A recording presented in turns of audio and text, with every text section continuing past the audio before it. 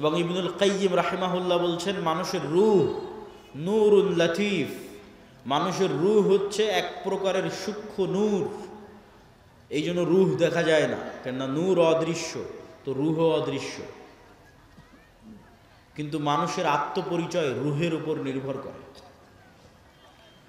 মানুষকে যদি পুনরায়ও মানুষের শরীরের সকল কিছু যদি কাজে লাগানো যায় আর যদি রূহ না দেওয়া যায়, তাহলে আত্মপরিচয় ফিরে আসবে না। যেমন আইনস্টাইনের ব্রেন যদি কপি করা যায়, ইমাম বুখারীর ব্রেন যদি কপি করা যায়, বিজ্ঞান যদি এই লেভেলে পৌঁছে যায়, কিন্তু ইমাম বুখারী, আইনস্টাইন, নিউটন ওরা ফিরে আসবে না, ওদের আত্মপরিচয় ফিরে আসবে না। কেন? আত্মপরিচয় নির্ভর করে রূহের উপর। নূরুন লাতিফ। ইয়াসআলুনাকা আনির রূহ কুলির রূহু মিন আমরি রাব্বি। মানুষজন জিজ্ঞেস করে, বলে রূহ কি? আপনি বলে দিন রূহ আল্লাহর আদেশ।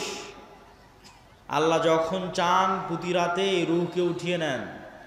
যাদের আল্লাহ মৃত্যু দিতে চান তাদের রূহকে তার কাছে আটকে রেখে দেন, এরা সকালবেলা মৃত অবস্থায় উঠে। আর যাদের আল্লাহ সুবহানাহু ওয়া তাআলা বাঁচিয়ে রাখতে চান এদের রূহকে আবার ফেরত দিয়ে দেন। এই জন্য সকালবেলা এরা জীবিত অবস্থায় উঠে। এই জন্য দোয়ার মধ্যে বলা হয়েছে আল্লাহুম্মা বিইসমিকা আমুতু, হে আল্লাহ তোমার নামে আমি মারা যাচ্ছি। কেননা তখন রূহের কাজ শেষ হয়ে যায়। রূহের কাজ দেখা, রূহের কাজ শোনা, রূহের কাজ চিন্তা করা, রূহের কাজ বোঝা। বাকি শরীরের হার্টবিট, রক্ত সঞ্চালন এগুলো তো চলছেই, কিন্তু দেখা শোনা চিন্তা গবেষণা যখন বন্ধ হয়ে যায় তখন রূহের কাজ শেষ। এই জন্য যখন মানুষ ঘুমিয়ে যায় তখন রূহের আর কোনো কাজ থাকে না, তখন রূহ উড়াল দেয়। আল্লাহ সুবহানাহু ওয়া তাআলা তার কাছে নিয়ে নেন রূহকে। কোরআনের আয়াতে আল্লাহ সুবহানাহু ওয়া তাআলা বলছেন। এবং সকালবেলা যখন ঘুম থেকে উঠে তখনও দোয়ার মধ্যে শিখিয়ে দেওয়া আছে যে প্রশংসা ওই আল্লাহর যিনি আমাদেরকে পুনরায় জীবিত করেছে মৃত্যু দেওয়ার পর। তাহলে মৃত্যু দিল কখন? ঘুমই মৃত্যু। এবং প্রত্যেকটা লেভেলে পরবর্তী লেভেলের আলামত আছে, প্রত্যেক লেভেলে পরবর্তী লেভেলের আলামত আছে। এখন আমরা কোন লেভেলে আছি? এখন আছি দুনিয়ার লেভেলে। এই দুনিয়াতে বসে থেকেই বারজাখি জীবন কেমন হবে তার আলামত দেওয়া আছে, যে পরের জগৎটা কেমন হবে তুমি দুনিয়াতে বেঁচে থাকতেই বুঝে নাও। এবার যখন বারজাখি জগতে চলে যাবেন তখন ওখানে আলামত দেওয়া হবে যে কিয়ামতের পরের জগৎ কেমন হবে তুমি এখান থেকে বুঝে নাও। বারজাখি জগৎ থেকে হালকা হালকা বুঝতে পারবে, কেননা জান্নাতের সাথে দরজা খুলে দেওয়া হবে, কারো দরজা জাহান্নামের সাথে খুলে দেওয়া হবে। সরাসরি জান্নাতে দেওয়া হবে না, সরাসরি জাহান্নামে দেওয়া হবে না, কিন্তু ওখানে বসে থেকে বুঝতে পারবে হালকা হালকা যে জান্নাত কেমন হতে পারে। ওখান থেকে বসে থেকে বুঝতে পারবে হালকা হালকা যে জাহান্নাম কেমন হতে পারে। ঠিক এই দুনিয়াতে বসে থেকেই পরের জগতের একটু আলামত, সেটাই হচ্ছে ঘুম। যে মৃত্যুর জগৎ কেমন হতে পারে সেটার আলামতই হচ্ছে ঘুম। প্রতিদিন মানুষ মৃত্যুবরণ করে। বারজাখি জগৎ কেমন হতে পারে সেটার আলামতই হচ্ছে ঘুম। এবং মানুষের যে এই ট্রান্সফার, এইটা অবাস্তব নয়, এটার অসংখ্য চিহ্ন আল্লাহর সৃষ্টিজীবের মধ্যে আছে। গায়েবের অসংখ্য আলামত আল্লাহ হয়তো মানুষের মধ্যে দিয়ে রাখেনি, কিন্তু আল্লাহর অন্য সৃষ্টিজীবের মধ্যে দিয়ে রেখেছে। যেমন আল্লাহর একটা সৃষ্টিজীব প্রজাপতি। প্রজাপতি কিভাবে তৈরি হয়? প্রজাপতি প্রথমে শুঁয়ো পোকা থাকে, পোকা হিসেবে সে বিভিন্ন গাছের পাতা খেয়ে বেড়ায়। ঠিক যেভাবে আচা পোকা থাকে ওইরকম পোকার মতো সে জীবনযাপন করে, উঠতে পারে না। তাহলে পোকা হিসেবে জীবনযাপন করে গাছের পাতা খেয়ে 1.5-2 মাস পার করে। 1.5-2 মাস পার করার পর এই পোকা তার নিজের চারিপাশে একটা আবরণ তৈরি করে ওর মধ্যে মারা যায়। ওর মধ্যে মারা যাওয়ার আবার 15-20 দিন, 1 মাস 1.5 মাস পর ওই বাইরে ওই আবরণটা খুলে যখন বের হয় তখন প্রজাপতি হয়ে আকাশে উড়াল দেয়। তাহলে একটাই প্রাণী কয় ধরনের জীবনযাপন করতেছে এক পৃথিবীতে? একবার পোকা হিসেবে জীবনযাপন করতেছে, তখন গাছের পাতা খাচ্ছে, আকাশে উঠতে পারে না, তারপরে মারা যাচ্ছে, মৃত অবস্থায় থাকতেছে, থাকার পর আবার জীবিত হচ্ছে, তখন প্রজাপতি হয়ে আকাশে উড়াল দিচ্ছে। তাহলে মানুষ পৃথিবীতে এখন বেঁচে আছে, এটা এক ধরনের জীবনযাপন। মারা যাবে, বারজাখি জগতে চলে যাবে, এটা আর এক ধরনের জীবনযাপন। ওই জগতে এক এক রূহের জীবন ধারণ হবে এক এক রকম। শহীদদের রূহ পাখি হিসেবে খাবার পর্যন্ত খাবে জান্নাতে। আরো উঁচু লেভেলের রূহ আল্লাহ সুবহানাহু ওয়া তাআলার আরশের সাথে ঝুলন্ত থাকবে। সম্মানিত উপস্থিতি, তাহলে পরবর্তী জীবন যে সম্ভব এটার নিদর্শন আল্লাহর সৃষ্টি জীবের মধ্যেই পৃথিবীতে আছে। আসসালামু আলাইকুম ওয়া রাহমাতুল্লাহি ওয়া বারাকাতুহু। আসসালামু আলাইকুম ওয়া রাহমাতুল্লাহি ওয়া বারাকাতুহু। আলহামদুলিল্লাহ আলহামদুলিল্লাহি ওয়াহদাহু ওয়াসসালাতু ওয়াসসালামু আলা মান লা নাবিয়্যা বা'দাহু। যাবতীয় প্রশংসা, হামদ ও সানা মহাপরাক্রমশালী আল্লাহ সুবহানাহু ওয়া তাআলার জন্য। সকলেই বলি আলহামদুলিল্লাহ। দরুদ ও সালাম বর্ষিত হোক পৃথিবীর সর্বশেষ ও সর্বশ্রেষ্ঠ রাসূল আহমদ মুহাম্মদ মুস্তাফা সাল্লাল্লাহু আলাইহি ওয়াসাল্লামের প্রতি। প্রিয় আটমূলবাসী, শিবগঞ্জবাসী, যারা আজকের এই অনুষ্ঠানে বক্তব্য শ্রবণের জন্য এসেছেন, বাজারে রাস্তায় পা ফেলার জায়গা নেই, তাদের প্রতি বিনীত অনুরোধ থাকবে বাজার এবং রাস্তাকে পরিত্যাগ করে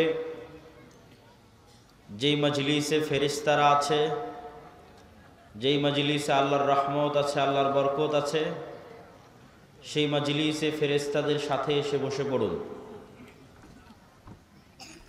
আর যেই বাজারে শয়তান আছে সেই বাজারকে পরিত্যাগ করে দিন। যতদূর পর্যন্ত মাইকের আওয়াজ যাচ্ছে প্রত্যেককে বিনীতভাবে উদাত্ত আহ্বান জানাচ্ছি। অনুষ্ঠানের মূল পর্ব আজকে আমরা তিনজন আলোচনা করব। আমি আব্দুল্লাহ বিন আব্দুর রাজ্জাক, আমার পরে আব্দুর রহিম বিন আব্দুর রাজ্জাক, তারপরে আপনাদের শ্রদ্ধেয় উস্তাদ শেখ আব্দুর রাজ্জাক বিন ইউসুফ। তো এই সময়টুকু আপনাদের আমল নামায় যুক্ত হোক, ওহির নূরে আপনাদের কলব আলোকিত হোক, এই চেষ্টা, এই কামনা আমাদের থাকবে। অতএব গল্প গুজব, কেনাকাটা, আড্ডা পরিহার করে প্যান্ডেলের মধ্যে চলে আসুন। এবং পিছনে যারা দাঁড়িয়ে আছেন তাদেরকে বিনীত অনুরোধ জানাবো আপনারাও বসে পড়েন, কেননা এটা মজলিসের আদব। যে মজলিসে কোরআন এবং হাদিসের আলোচনা হয়, সেই মজলিস, যেই মজলিসে ফেরেশতারা বসে আছে, সেই মজলিসের আদব হচ্ছে আপনাদেরও বসে পড়া। আজকে আমার বক্তব্যের বিষয়বস্তু আল ঈমান বিল গায়ব, গায়েবের উপর ঈমান। গায়েব শব্দের অর্থ যা চোখে দেখা যায় না, অদৃশ্য। আজকে আমি আব্দুল্লাহ বিন আব্দুর রাজ্জাক এখানে উপস্থিত হয়েছি, আপনারা উপস্থিত হয়েছেন, এটা চোখে দেখা যাচ্ছে। তো চোখে দেখা এই জিনিসের উপর বিশ্বাস সবাই রাখে, কাফেরও রাখে, মুশরিকও রাখে। একটা হিন্দুকেও যদি দাঁড় করিয়ে জিজ্ঞেস করেন, দেখো তো কে এসেছে, আব্দুল্লাহ বিন আব্দুর রাজ্জাক এসেছে, তো হিন্দুও বলবে হ্যাঁ আব্দুল্লাহ বিন আব্দুর রাজ্জাক এসেছে। ইহুদি খ্রিস্টানকেও ডাক দিয়ে যদি বলেন দেখো কে এসেছে, তো আব্দুল্লাহ বিন আব্দুর রাজ্জাক এসেছে। কিন্তু ওদের ডাক দিয়ে যদি বলেন এখানে ফেরেশতারাও এসেছে, বলবে কই না, দেখা তো যায় না। তো এখানে যে ফেরেশতারাও এসেছে এবং এখন আছে, এটার উপর ঈমানের নামই হচ্ছে ঈমান বিল গায়ব। এইটা যে বিশ্বাস করেছে সেই মুসলমান, আর এইটার উপর যার বিশ্বাস নাই সে মুসলমান নয়। এটা ঈমান। এই ঈমানই আমরা সাক্ষ্য দিয়েছি মক্তবে, মসজিদে ইসলামে, যে আমানতু বিল্লাহি ওয়া মালাইকাতিহি ওয়া কুতুবিহি ওয়া রুসুলিহি। ঈমান আনছি আল্লাহর উপর, দেখা যায় না। ঈমান আনছি ফেরেশতার উপর, দেখা যায় না। ঈমান আনছি পরকালের উপর, কবরের আযাব কে দেখেছে, জান্নাত কে দেখেছে, জাহান্নাম কে দেখেছে, কিন্তু ঈমান আনছি। আল্লাহ সুবহানাহু ওয়া তাআলা কোরআন মাজিদে এবং রাসূলুল্লাহ সাল্লাল্লাহু আলাইহি ওয়াসাল্লাম হাদিসে যখন 6টা ঈমানকে সংক্ষিপ্ত করে তুলে ধরেছেন তখন শুধু দুইটার কথা বলেছেন, মান ইউমিন বিল্লাহ ওয়াল ইয়াউমিল আখির, মান আমানা বিল্লাহি ওয়াল ইয়াউমিল আখির। শুধু দুটো, আল্লাহর উপর ঈমান আছে যার, পরকালের উপর ঈমান আছে যার। অথচ আল্লাহকেও দেখেনি, জান্নাত জাহান্নাম কবরের আযাবও দেখেনি, কিয়ামতও দেখেনি, কিন্তু এটাই ঈমানের ভিত্তি। এইটার উপর যার ঈমান আছে সেই মুমিন, এইটার উপর যার ঈমান আছে সেই মুসলমান।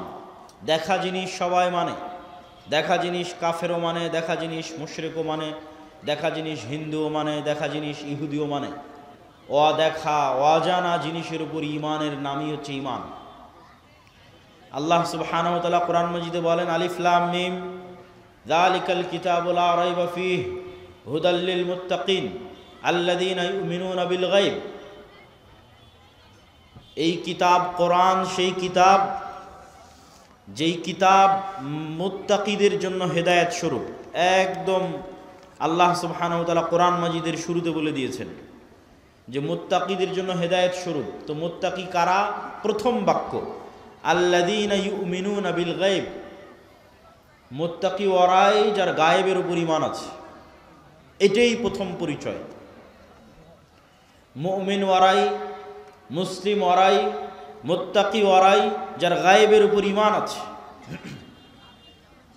আর এই আয়াত শেষ হয়েছে যেই বাক্যাংশ দিয়ে, সেটা হচ্ছে ওয়াবিল আখিরাতি হুম ইউকিনুন। এই আয়াতের ধারাবাহিকতা। পরের আয়াতে গিয়ে আল্লাহ সুবহানাহু ওয়া তাআলা শেষ করেছেন ওয়াবিল আখিরাতি হুম ইউকিনুন। আর আখিরাতের উপর যাদের ইয়াকিন আছে। আখিরাত কেউ দেখেনি, এটাও গায়েব, কিন্তু আখিরাতের উপর ইয়াকিন আছে। ইয়াকিনের লেভেলের বিশ্বাস এক ভিন্ন বিশ্বাস। পৃথিবীতে যত নবী এবং রাসূল এসেছেন তাদের প্রায় সব নবী রাসূল কোনো না কোনোভাবে মালাকুত আস-সামাওয়াতি ওয়াল আরজ, আসমান এবং জমিনের গায়েবের কিছু না কিছু পর্দা আল্লাহ তাদের জন্য উন্মোচন করে দিয়েছিলেন, যেন তাদের ইয়াকিন অর্জিত হয়, গায়েবের উপর ইয়াকিন অর্জিত হয়। মালাকুত আস-সামাওয়াতি ওয়াল আরজ। যেমন ঈসা আলাইহিস সালাতু ওয়াস সালামকে আল্লাহ সুবহানাহু ওয়া তাআলা মুজিজাই দিয়েছেন এটা যে ঈসা তুমি বিসমিল্লাহ বলে বিইজনিল্লাহ বলে মানুষের গায়ে হাত দিলে মরা মানুষ জীবিত হয়ে যাবে। এটাই মুজিজা ঈসা আলাইহিস সালাম। অথচ মরা মানুষ জীবিত হওয়া গায়েব, অসম্ভব, এটা অদৃশ্য, এটা পরকালে ঘটবে, কিয়ামতে ঘটবে। কিন্তু গায়েবের এই জিনিসকে আল্লাহ মুজিজা বানিয়ে দিয়েছেন ঈসা আলাইহিস সালামের জন্য। তাহলে ঈসা আলাইহিস সালামের বিশ্বাস যে আল্লাহ মৃতকে জীবিত করতে পারেন বেশি না আমার এবং আপনার বিশ্বাস বেশি? ঈসা আলাইহিস সালামেরটা বেশি। ওনার ইয়াকিন অর্জিত হয়েছে, উনি নিজে প্র্যাকটিক্যালি দেখেছেন কিভাবে মরা মানুষ জীবিত হয়। উনি যদি এক খাবল কাদামাটি হাতে নিয়ে বিসমিল্লাহ বিইজনিল্লাহ বলে ফু দিতেন, তাহলে সেই কাদামাটি থেকে পাখি হয়ে আকাশে উড়ে যেত। আল্লাহ নিজে কোরআনে বলছেন। তাহলে পৃথিবীর নবী রাসূলদেরকে আল্লাহ সুবহানাহু ওয়া তাআলা গায়েবের কিছু পর্দা উন্মোচন করে দিয়েছেন। যেমন ইব্রাহিম আলাইহিস সালাতু ওয়াস সালাম বলছেন কাইফা তুহয়িল মাউতা, হে আল্লাহ আপনি কিভাবে মৃতকে জীবিত করবেন? আল্লাহ বলছেন আওয়ালাম তুমিন, ইব্রাহিম তুমি কি ঈমান রাখো না যে আমি মৃতকে জীবিত করতে পারি? তিনি বললেন ওয়ালাকিন লিয়াতমাইন্না কলবি, ঈমান তো আছে, কিন্তু যদি স্বচক্ষে দেখতাম ইয়াকিন অর্জন হতো। স্বচক্ষে দেখা হচ্ছে ইয়াকিন, ঈমান তো আছে কিন্তু স্বচক্ষে দেখতে চাই। তখন আল্লাহ সুবহানাহু ওয়া তাআলা বললেন ঠিক আছে, তুমি 4টে পাখি নাও এবং সেই 4 পাখিকে জবাই করে তাদের গোশত একটা আরেকটার সাথে মিক্স করে 4টে পাহাড়ে রেখে আসো, পাখিগুলোর নাম ধরে ডাক দাও, পাখি জীবন্ত হয়ে তোমার কাছে উড়ে আসবে।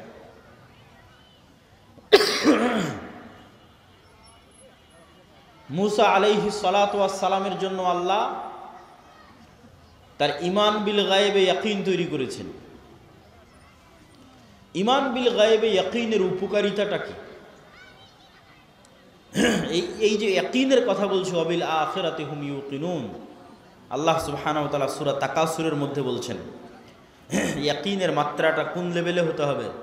সূরা তাকাসুরে কিভাবে বারবার ইয়াকিনের দিকে নিয়ে যাওয়ার কথা বলা হয়েছে, এটা যদি দেখতাম। আলহাকুমুত তাকাসুর, দুনিয়ার পরস্পরের প্রতিযোগিতা তোমাদের ভুলিয়ে রেখেছে। ছোট বাচ্চাকে যেমন মোবাইল দিয়ে ভুলিয়ে রেখেছেন তার কান্না, অথবা আর কোনো কিছু দিয়ে যখন আপনি মানুষকে কোনো কিছু ভুলিয়ে রাখেন, তো এই দুনিয়াতে মৃত্যুকে ভুলে রাখার এমন কোনো সরঞ্জাম নাই যা এই পৃথিবীতে নাই। আজকের মোবাইল, আজকের বিনোদন, টাকা পয়সা, কাজ কারবার, ধন দৌলত, প্রতি মুহূর্তে মৃত্যুকে ভুলে থাকার সরঞ্জাম পৃথিবীতে আছে। তো বলছে আলহাকুমুত তাকাসুর, তোমাদের ভুলিয়ে রেখেছে দুনিয়ার প্রতিযোগিতা মৃত্যুকে। হাত্তা জুরতুমুল মাকাবির, এইটা ততদিন চলবে যতদিন না তোমরা নিজেরা না মরে গেছো, নিজেরা না কবরে চলে গেছো। কাল্লা সাউফা তা'লামুন, কখনো নহে, তোমরা অবশ্যই জানতে পারবে।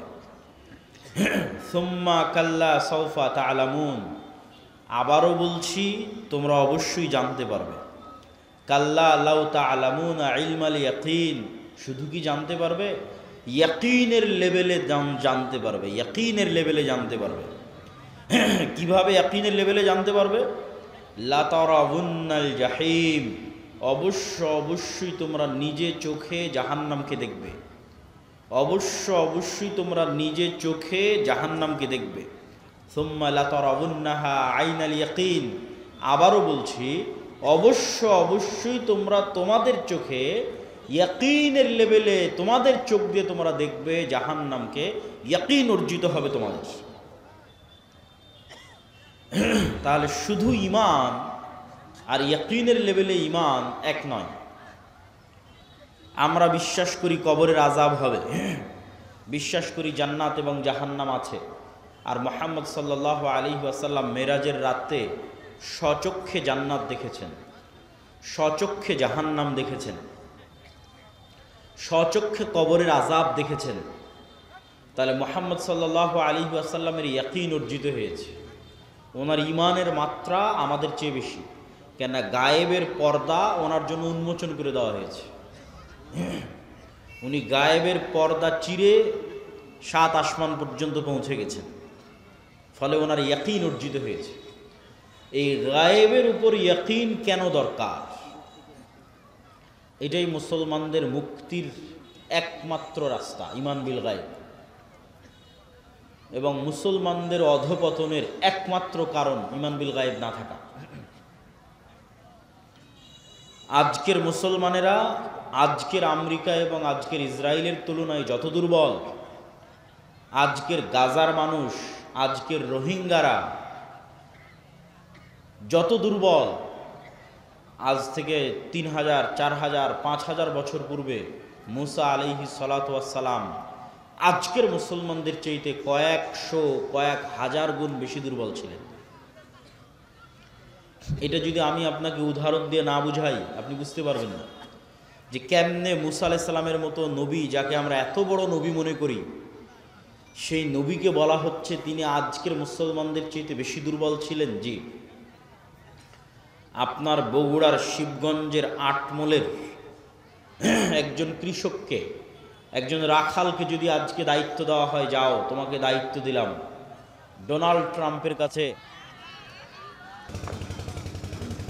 জি, আজকে বগুড়ার শিবগঞ্জের আটমলের একজন রাখালকে দায়িত্ব দেওয়া হলো যে তুমি এখান থেকে ডোনাল্ড ট্রাম্পের কাছে গিয়ে দাওয়াতি কাজ করবা, রাশিয়ার ভ্লাদিমির পুতিনের কাছে গিয়ে দাওয়াতি কাজ করবা। তো এই আটমূলের এই কৃষক ডোনাল্ড ট্রাম্পের চেয়ে যত দুর্বল, আজ থেকে 4000 বছর আগে মুসা আলাইহিস সালাম ফেরাউনের তুলনায় তার চেয়ে বেশি দুর্বল ছিলেন। আপনার আটমূলের একজন সাধারণ রাখাল আজকের আমেরিকার প্রেসিডেন্ট ডোনাল্ড ট্রাম্পের তুলনায় যত দুর্বল, আজ থেকে 4000 বছর পূর্বে মুসা আলাইহিস সালাম ফেরাউনের তুলনায় তার চেয়ে বেশি দুর্বল ছিলেন। বাস্তবে আপনাকে বুঝিয়ে দিচ্ছি, আজকে শিবগঞ্জের আটমোলের এই কৃষকের নিজের জমি জায়গা আছে, তার বাপ মায়ের পরিচয় আছে, আত্মীয় স্বজনের পরিচয় আছে, যত গরিব হোক। আর আজ থেকে 4000 বছর আগে মুসা আলাইহিস সালাতু ওয়াস সালাম এমন এক গোলাম কওমের মেম্বার, এমন এক গোলাম জাতির সদস্য, যেই গোলাম জাতির ইউযাববিহুনা আবনাআকুম, যাদের প্রত্যেক ছেলে সন্তানকে জবাই করার আদেশ দেওয়া আছে।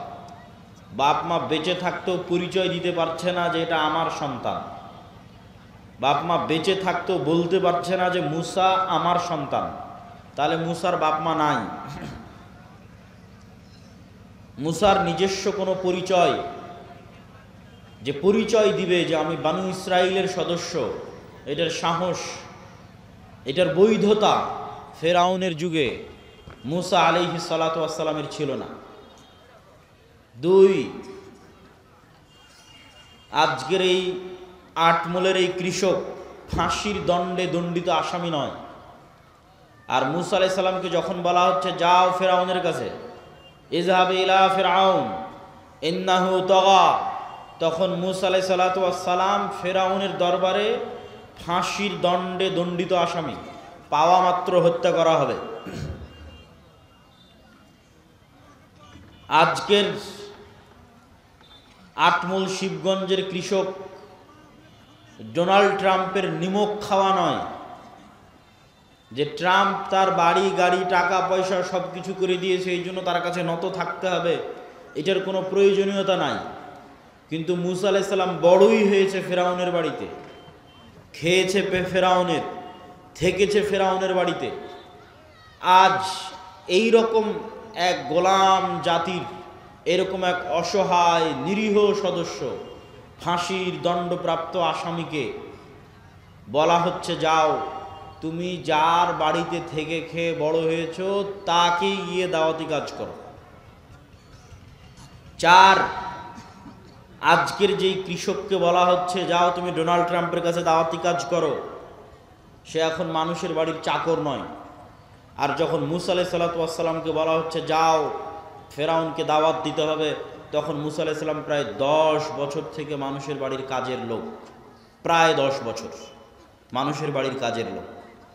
তাহলে প্রায় 10 বছর থেকে মানুষের বাড়ির কাজের লোক, ফাঁসির দণ্ডপ্রাপ্ত আসামি, এমন এক গোলাম জাতির সদস্য যেখানে পরিচয় দেওয়া, বাপ মায়ের পক্ষে পরিচয় দেওয়া সম্ভব নয়, এটা আমার সন্তান, এই পরিচয় দিতে পারবে না, অসম্ভব, পরিচয় দিলে দুনিয়া থেকে বিদায় নিয়ে যেতে হবে।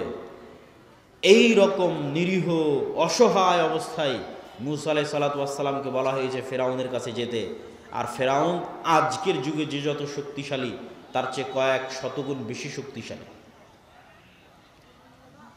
আমি যদি বুঝাতে না পারি সেটা আমার ব্যর্থতা, যে মুসা আলাইহিস সালাম আমার এবং আপনার চেয়ে বেশি দুর্বল ছিলেন।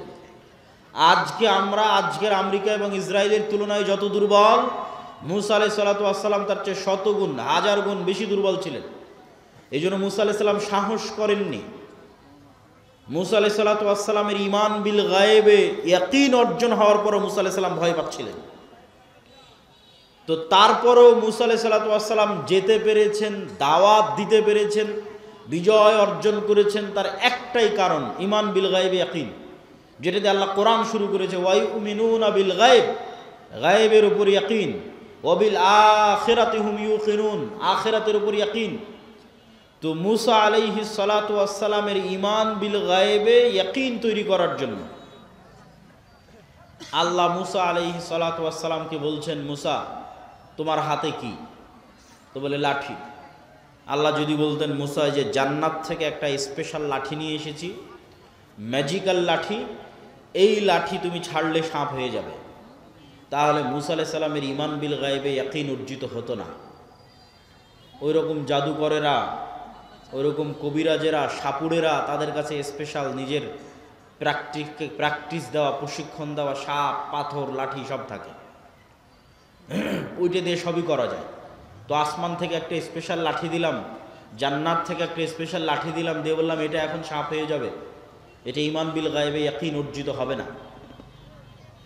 তো যেই লাঠি মুসা আলাইহিস সালাম 10 বছর থেকে ব্যবহার করছে, 15 বছর থেকে ব্যবহার করছে, যেটা কোনো স্পেশাল লাঠি না, এমনি একটা, এই বাঁশ যেমন কোনো স্পেশাল নয়, একটা গাছ থেকে কেটে নিয়ে আসা হয়েছে, এইরকম।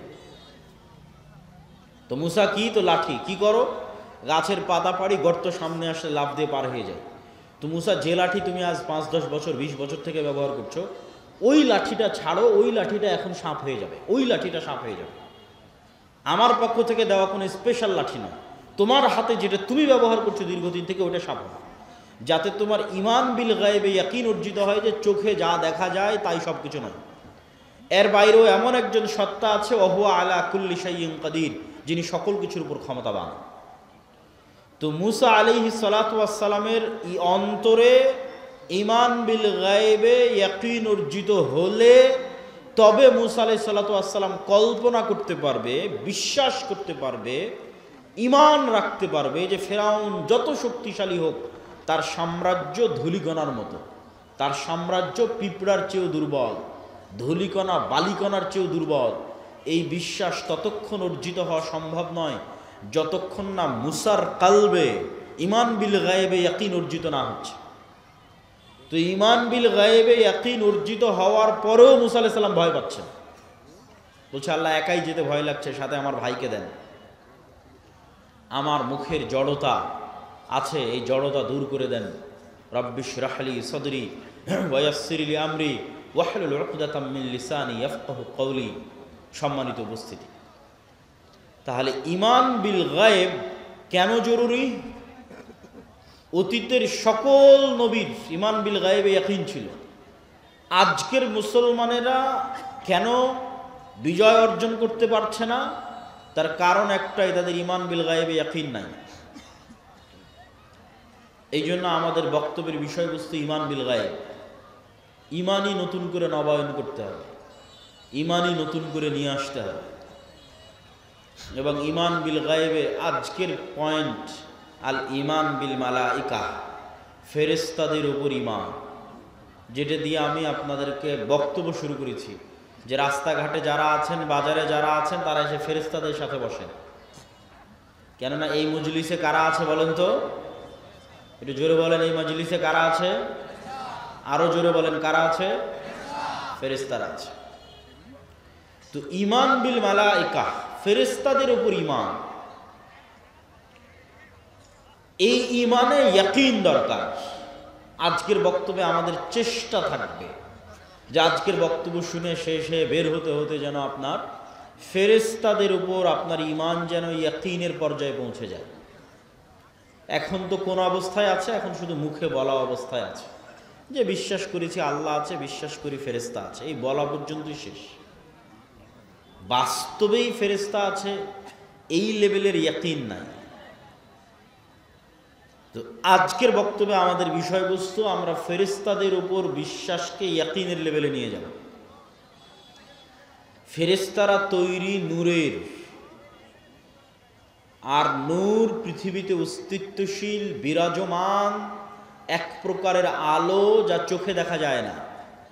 তবে এই লাইটের আলো নয়, সূর্যের আলো নয়, তবে এই লাইটের আলো যেমন বিরাজমান, জ্বলতেই যেমন পুরো এলাকা আলোকিত হয়ে গেছে, ধরা যাচ্ছে না কিন্তু অস্তিত্ব বোঝা যাচ্ছে। সূর্য যখন ওঠে তখন যেমন পুরো পৃথিবী আলোকিত হয়ে যায়, নূরও এভাবে সমগ্র পৃথিবী, সমগ্র আসমানে বিরাজমান, তবে চোখে দেখা যায় না। তবে নূর এই আলো নয়, এই লাইটের আলো নয়, এই পৃথিবীর সূর্যের আলো নয়, এটা এক ভিন্ন ধরনের আলো। কি আলো? নূর কি আলো? রাসূলুল্লাহ সাল্লাল্লাহু আলাইহি ওয়াসাল্লাম বলেন, হিজাবুহুন নূর, আল্লাহ সুবহানাহু তাআলার চেহারার পর্দা নূর। আল্লাহর চেহারা এবং আসমান জমিন, মানুষ, জিন, ফেরেশতা, এই যে আল্লাহর সৃষ্টিজীব, এই সৃষ্টিজীব আর আল্লাহর সত্তা, এই দুটোর মধ্যে আড় তৈরি করে রাখা আছে নূর দিয়ে। আল্লাহর চেহারা ঢাকা আছে নূর দিয়ে। লাউ কাশাফাহু, যদি এই নূরকে সরিয়ে নেওয়া হয়, যে নূর আসমান জমিন এবং সর্বত্র বিরাজমান, এই নূরকে যদি সরিয়ে নেওয়া হয়, লা আহরাকাত সুবহাত ওয়াজহি, তাহলে আল্লাহ সুবহানাহু তাআলার চেহারা প্রকাশ পেয়ে যাবে। আর আল্লাহ সুবহানাহু তাআলার চেহারা যদি প্রকাশ পেয়ে যায়, তাহলে আল্লাহর চেহারার তাজাল্লিতে আসমান জমিন জ্বলে পুড়ে ছারখার হয়ে যাবে। তো এই জন্য আল্লাহর চেহারা ঢাকা আছে নূর দিয়ে। রাসূলুল্লাহ সাল্লাল্লাহু আলাইহি ওয়াসাল্লাম আর এক হাদিসে বলেন, আব্দুল্লাহ বিন আব্বাস রাদিয়াল্লাহু তাআলা আনহু থেকে বর্ণিত, আল্লাহুম্মা আউযু বিনূরি ওয়াজহিকাল্লাযী আশরাকাত লাহুদ যুলুমাত, হে আল্লাহ, আপনার নূরের মাধ্যমে পরিত্রাণ চাচ্ছি, যেই নূর দিয়ে আসমান জমিনের সকল অন্ধকার আলোকিত হয়েছে। ওয়াসালুহা আলাইহি আমরুদ দুনিয়া ওয়াল আখিরাহ, যেই নূরের উপর আসমান জমিনের সকল কাজ নির্ভরশীল। যেই নূর দিয়ে আসমান জমিনের সকল অন্ধকার আলোকিত হয়েছে, যেই নূরের উপর আসমান জমিনের সকল কাজ নির্ভরশীল, সেই নূর দিয়ে আপনার কাছে পরিত্রাণ চাচ্ছি। আব্দুল্লাহ বিন মাসউদ রাদিয়াল্লাহু তাআলা আনহু বলেন, লাইসা ইনদা রাব্বিকুম লাইলুন ওয়া নাহার নূরুস সামাওয়াতি ওয়াল আরজি মিন নূরি ওয়াজহি, তোমাদের রাত দিন আছে, আল্লাহর কাছে কোনো রাত দিন নাই। তোমাদের সময় আছে, আল্লাহর কাছে কোনো সময় নাই। আল্লাহ সুবহানাহু ওয়া তাআলা সময়েরও ঊর্ধ্বে, রাত দিনেরও ঊর্ধ্বে। নূরুস সামাওয়াতি মিন নূরি ওয়াজহি, আসমান জমিনের আলো আল্লাহ সুবহানাহু তাআলার চেহারার নূরের প্রভাবে প্রভাবিত। আল্লাহ সুবহানাহু ওয়া তাআলা নিজেও কোরআন মাজিদে বলেছেন, আল্লাহু নূরুস সামাওয়াতি ওয়াল আরজ, আল্লাহ হচ্ছেন আসমান এবং জমিনের নূর। সম্মানিত উপস্থিতি, তাহলে নূর পৃথিবীতে অস্তিত্বশীল বিরাজমান এক প্রকারের আলো। এই নূরের সাথে সংশ্লিষ্ট আরো কয়েকটি কথা। ফেরেশতারা যেমন নূর থেকে তৈরি, এই কোরআন তেমন নূর, আর ইসলাম তেমন নূর। ওয়াহি নূর, তো ইসলাম ওয়াহি, আর ওয়াহির একটা প্রকার হচ্ছে কোরআন, ওয়াহি মাতলু। তাহলে কোরআন নূর। আল্লাহ সুবহানাহু ওয়া তাআলা কোরআন মাজিদে বলেন, মা কুনতা তাদরি মাল কিতাব ওয়ালাল ঈমান ওয়ালাকিন জাআলনাহু নূরান নাহদি বিহি মান নাশা। হে আল্লাহর নবী, আপনি জানতেন না ঈমান কাকে বলে, কিতাব কাকে বলে, তবে আমি আল্লাহ এটাকে নূর বানিয়ে দিয়েছি। এই নূর দিয়ে আমি যাকে ইচ্ছা তাকে পথ দেখাই। আর ইসলাম নূর, ইউরিদুনা লিইউতফিউ নূরাল্লাহ ওয়াল্লাহু মুতিম্মু নূরিহি ওয়ালাউ কারিহাল কাফিরুন। পৃথিবীর কাফের মুশরিকরা ফু দিয়ে আমার নূরকে নিভিয়ে দিতে চায়, আর আমি আল্লাহ আমার নূরকে সমগ্র পৃথিবীতে প্রতিষ্ঠিত করবই করব। কাফের মুশরিকরা অপছন্দ করলেও সেই নূর হচ্ছে ইসলাম। আল্লাহু মুতিম্মু নূরিহি, আল্লাহ তার নূরকে পূর্ণতা দান করবেন তথা জমিনে প্রতিষ্ঠিত করে ছাড়বেন তার নূরকে। তাহলে কি কি গেল? ফেরেশতা নূরের তৈরি, কোরআন নূর, ইসলাম নূর। এবার 4 নাম্বার, আমার এবং আপনার সৎ আমল নূর তৈরি করে। আমার এবং আপনার সৎ আমল নূর তৈরি করে। আল্লাহ সুবহানাহু ওয়া তাআলা কোরআন মাজিদে বলছেন, ইয়াউমা তারাল মুমিনিনা ওয়াল মুমিনাত নূরুহুম ইয়াসআ বাইনা আইদিহিম ওয়া বিআইমানিহিম। কঠিন কিয়ামতের মাঠে মুমিনেরা এবং মুমিনারা দুনিয়াতে যত নূর জমা করেছিল আমলের মাধ্যমে, প্রত্যেকটা সৎ আমল নূর। 2টা শর্ত পেলেই আমল সৎ। আল্লাহ কোরআনে বলেনি যে বেশি আমল করতে হবে, যে ওই জান্নাতে যাবে যে বেশি আমল করেছে। আল্লাহ বারবার বলেছে আমানু ওয়া আমিলুস সালিহাত। ঈমান বিল গায়েবে, গায়েবে ঈমান আছে, গায়েবের উপর ইয়াকিন আছে, আর আমিলুস সালিহাত সৎ আমল করেছে। সৎ আমল নূর তৈরি করে। তো সৎ আমল 2 শর্তে নূর তৈরি করে, তখন এটা সৎ আমল হয়। 1, যদি হৃদয়ে ইখলাস থাকে, তাহলে ইখলাস পাওয়া মাত্রই নূর তৈরি হওয়া শুরু হয়ে যায়। 2, আমল যদি গায়েবের সাথে মিলে যায়, প্রত্যেকটা আমলের ফরম্যাট গায়েবে নির্ধারিত, যেই ফরম্যাট ওহির মাধ্যমে আল্লাহ রাসূলের কাছে পাঠিয়েছে। গায়েবে নির্ধারিত ফরম্যাটের সাথে না মিললে আমল কবুল হবে না, আমলে নূর তৈরি হবে না। তো গায়েবে নির্ধারিত ফরম্যাটের সাথে মিলাতে চাইলে কাকে দেখতে হবে? মুহাম্মদ সাল্লাল্লাহু আলাইহি ওয়াসাল্লামকে। কেননা গায়েবের ওই ওয়াহি, ওই জ্ঞান মুহাম্মদ সাল্লাল্লাহু আলাইহি ওয়াসাল্লামকে দেওয়া হয়েছে। তাহলে মুহাম্মদ সাল্লাল্লাহু আলাইহি ওয়াসাল্লামের আমলের সাথে যখন আমল হুবহু মিলে যাবে, মানে ওটা গায়েবের ফরম্যাটের সাথে হুবহু মিলে গেছে। আর অন্তরে যখন ইখলাস তৈরি হবে, তখন এই আল্লাহর নবীর সাথে কাজের সাথে মিলে যাওয়া তথা গায়েবের ফরম্যাটের সাথে মিলে যাওয়া আর অন্তরে ইখলাস তৈরি হওয়া, এই দুটো যখন তৈরি হয়ে যাবে তখন আমলে নূর তৈরি হয়ে গেল। এবার যখন আমলে নূর তৈরি হয়ে গেল, এই রকম যত আমল মানুষ দুনিয়াতে করবে, আমলে সালেহ, যে আমল নূর তৈরি করে, এরকম যত আমল মানুষ দুনিয়াতে করবে তত নূর সে ধারণ করবে নিজের কালবে। মানুষ তার কালবে নূর ধারণ করতে পারে, এটা আরেকটু পরে আরো বিস্তারিত বলতেছি। তো যখন মানুষ তার কালবে নূর ধারণ করবে আমলের মাধ্যমে, এই যে নূর গায়েব, এই গায়েবের পর্দাটা যেই দিন উন্মোচন হয়ে যাবে, সেই দিন থেকে মানুষ এই নূর দেখা শুরু করবে। তো গায়েবের পর্দা কখন থেকে উন্মোচন হয়ে যাবে? যখন মানুষ মারা যাবে। মারা যাওয়া মাত্রই মানুষ নিজেই গায়েবের জগতে চলে গেছে। যে গায়েবের উপরে এতদিন ইয়াকিন রাখতো, বারজাকি জগৎ, ওই গায়েবী জগতে যখন চলে গেছে তখন গায়েবের সব কিছু উন্মুক্ত হয়ে যাবে। তখন প্রথম সে দেখবে তার আমলের নূরকে।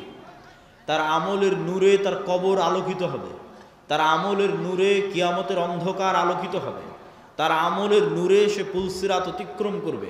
তা আল্লাহ কোরআনে বলছে, ইয়াউমা তারাল মুমিনিনা ওয়াল মুমিনাত নূরুহুম ইয়াসআ বাইনা আইদিহিম ওয়া বিআইমানিহিম, যে কিয়ামতের মাঠে মুমিন মুমিনারা দেখবে দুনিয়াতে যত নূর জমা করেছিল সে আমলের নূর তাদের ডানে এবং তাদের সামনে ছুটে চলতেছে, বিচ্ছুরিত হচ্ছে। বলেন আল্লাহু আকবার।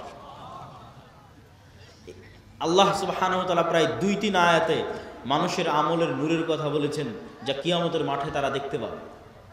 যেমন রাসূল সাল্লাল্লাহু আলাইহি ওয়াসাল্লাম হাদিসে বলেছেন যে মানুষ যারা দুনিয়াতে ওযু করেছে, ওযু যদি সৎ আমল হয় তথা ইখলাস থাকে, আল্লাহর নবীর সাথে মিলে যায়, তাহলে এই ওযু নূর তৈরি করে।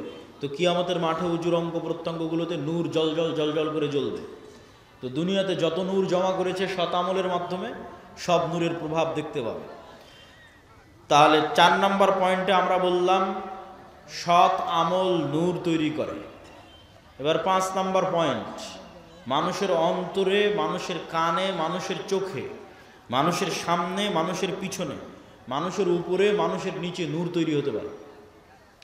রাসূলুল্লাহ সাল্লাল্লাহু আলাইহি ওয়াসাল্লাম দোয়া করছেন, আল্লাহুম্মা জাআল ফি কলবি নূরা, হে আল্লাহ আমার কালবে নূর তৈরি করে দেন। ওয়া ফি সামঈ নূরা, আমার কানে নূর তৈরি করে দেন। ওয়া ফি বাসরি নূরা, আমার চোখে নূর তৈরি করে দেন। এভাবে বলতে বলতে ডানে বামে, সামনে পিছনে, উপরে নিচে সকল অঙ্গ প্রত্যঙ্গে তিনি আল্লাহর কাছে নূর চেয়েছেন। তো নূরের অস্তিত্ব পৃথিবীতে এত বাস্তব যে আপনার যেমন চোখের পাওয়ার সরাসরি দেখা যায় না, কিন্তু যন্ত্র দিয়ে মাপলে ধরা পড়ে চোখের পাওয়ার কম কি বেশি। বাস্তবে অনুভব করতে পারেন চোখের পাওয়ার কমে গেছে কি বেশি হয়েছে। আপনার কানের শ্রবণ শক্তি কমেছে কি বেশি আছে, এটা যেমন অনুভব করতে পারেন। মেশিন লাগাতে হয় ভালো মতো শোনার জন্য। আপনার শরীরের রক্তের মাত্রা, প্রেশার লো না হাই, সেটা যেমন মেশিন দিয়ে মাপা যায়, অথচ চোখে দেখা যায় না। আপনার রক্তের মধ্যে সুগার কতটুকু আছে সেটা যেমন মেশিন দিয়ে মাপা যায়, ধরতেই মেশিনে উঠে আসতেছে, অথচ চোখে দেখা যায় না। আপনার শরীরের তাপমাত্রা যেমন থার্মোমিটার দিয়ে মাপা যায়, অথচ চোখে দেখা যায় না। থার্মোমিটার ধরলে উঠে আসতেছে তাপমাত্রা এত। আপনার হার্ট বিটের পালস যেমন মেশিন ধরতে পারতেছে কত, অথচ চোখে দেখা যায় না। এই প্রত্যেকটা জিনিস যতটা সত্য, এই প্রত্যেকটা জিনিসে নূর তৈরি হয়, এটা তার চেয়ে বেশি সত্য। যে আপনার চোখের পাওয়ার আছে এটা যত সত্য, আপনার চোখে নূর আছে অথবা নাই এটা তত সত্য। আপনার কালবে হার্টবিট চলছে এটা যত সত্য, আপনার কালবে নূর আছে অথবা নাই এটা তার চেয়ে বেশি সত্য। আজকে এখানে যতজন উপস্থিত হয়েছেন, এখন উপস্থিত আছেন, তাদের কালবে ন্যূনতম নূর আছে দেখে আপনি এখানে উপস্থিত হয়েছে, ন্যূনতম নূর আছে দেখে উপস্থিত হয়েছে। আর কার কালবে নূর নাই, একটুকু নাই? একটা আলামত বলি, যার কালবে চুল পরিমাণও নূর নাই, যাদের ক্ষেত্রে আল্লাহ কোরআনে বলেছেন খাতামাল্লাহু আলা কুলুবিহিম, আল্লাহ তাদের অন্তরে মোহর মেরে দিয়েছেন, মৃত হৃদয়। তো এই মৃত হৃদয়ের একটা আলামত কি? যেমন কেউ যদি পরপর 3 জুমার সালাত পরিত্যাগ করে, তো রাসূল সাল্লাল্লাহু আলাইহি ওয়াসাল্লাম বলেছেন আল্লাহ ওর অন্তরে মোহর মেরে দেয়, তথা ওই অন্তরে নূর নাই, শেষ, মৃত হৃদয়। চলছে হার্টবিট কিন্তু পশুর মতো, চলছে রক্তনালী কিন্তু পশুর মতো, তথা আর জীবিত সে নাই, কেননা তার কাল্ব জীবিত নাই, তার কাল্ব মারা গেছে, নূর নাই। নূর না থাকলে কাল্ব মৃত্যুবরণ করে। সম্মানিত উপস্থিতি, তাহলে আমরা কয়েক পয়েন্টে আপনাদের সামনে তুলে ধরলাম যে নূর পৃথিবীতে অস্তিত্বশীল, বিরাজমান, মানুষের কালবে, চোখে, কানে তৈরি হতে পারে।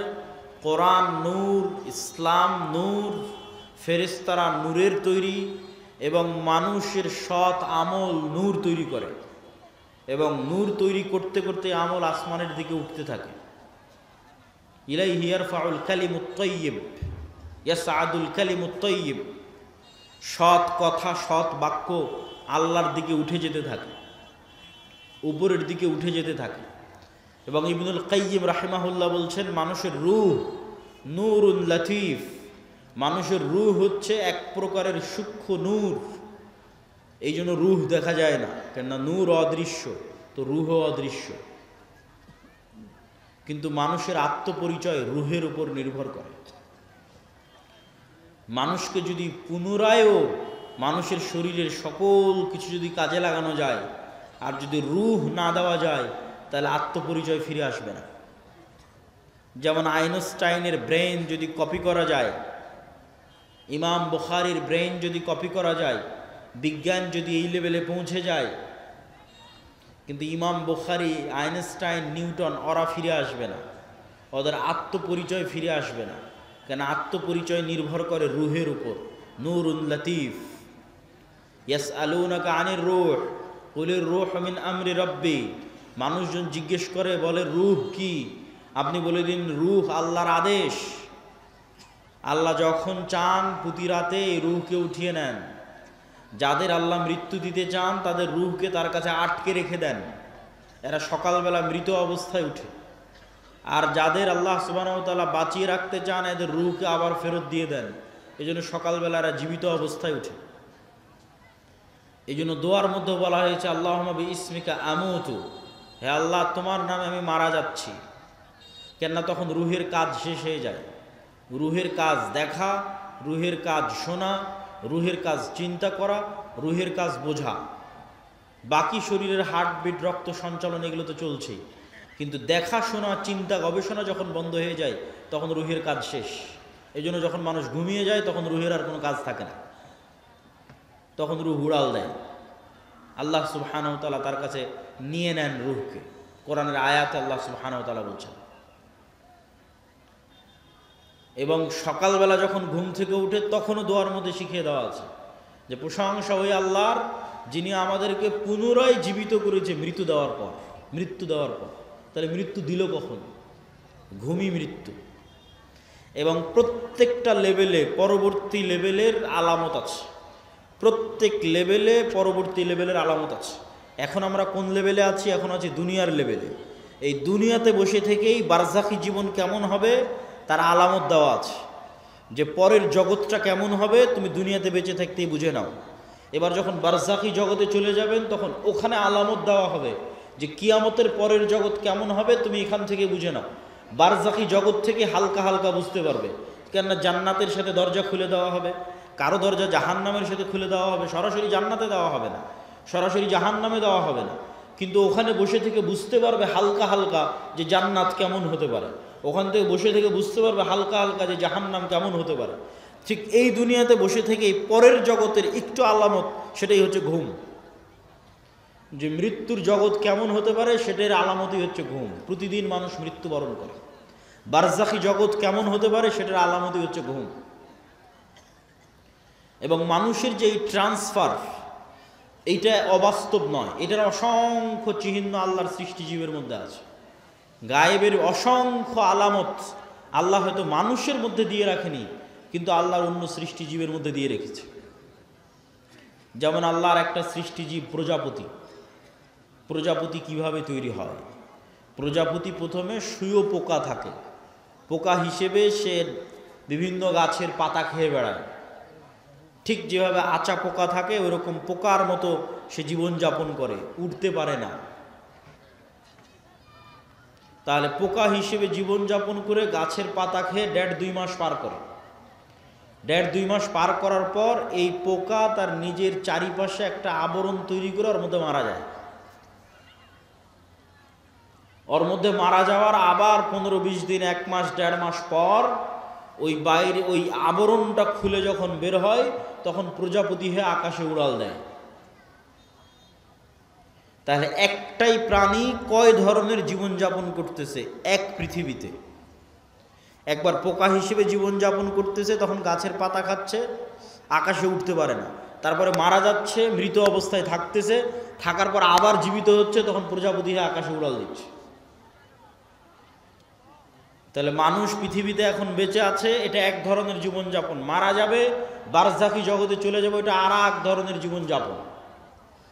ওই জগতে এক এক রূহের জীবন ধারণ হবে এক এক রকম। শহীদদের রূহ পাখি হিসেবে খাবার পর্যন্ত খাবে জান্নাতে। আরো উঁচু লেভেলের রূহ আল্লাহ সুবহানাহু ওয়া তাআলার আরশের সাথে ঝুলন্ত থাকবে। সম্মানিত উপস্থিতি, তাহলে পরবর্তী জীবন যে সম্ভব, এটার নিদর্শন আল্লাহর সৃষ্টিজীবের মধ্যেই পৃথিবীতে আছে। একই সময়ে বিভিন্ন ধরনের জীবনযাপন করা যেতে পারে, তার প্রমাণ আল্লাহর অন্য সৃষ্টিজীবের মধ্যে আছে। তা আমরা আলোচনা করছিলাম নূর, গায়েব, ফেরেশতা। ফেরেশতারা নূরের তৈরি, আর নূর পৃথিবীতে বিরাজমান। নূর পৃথিবীতে অস্তিত্বশীল।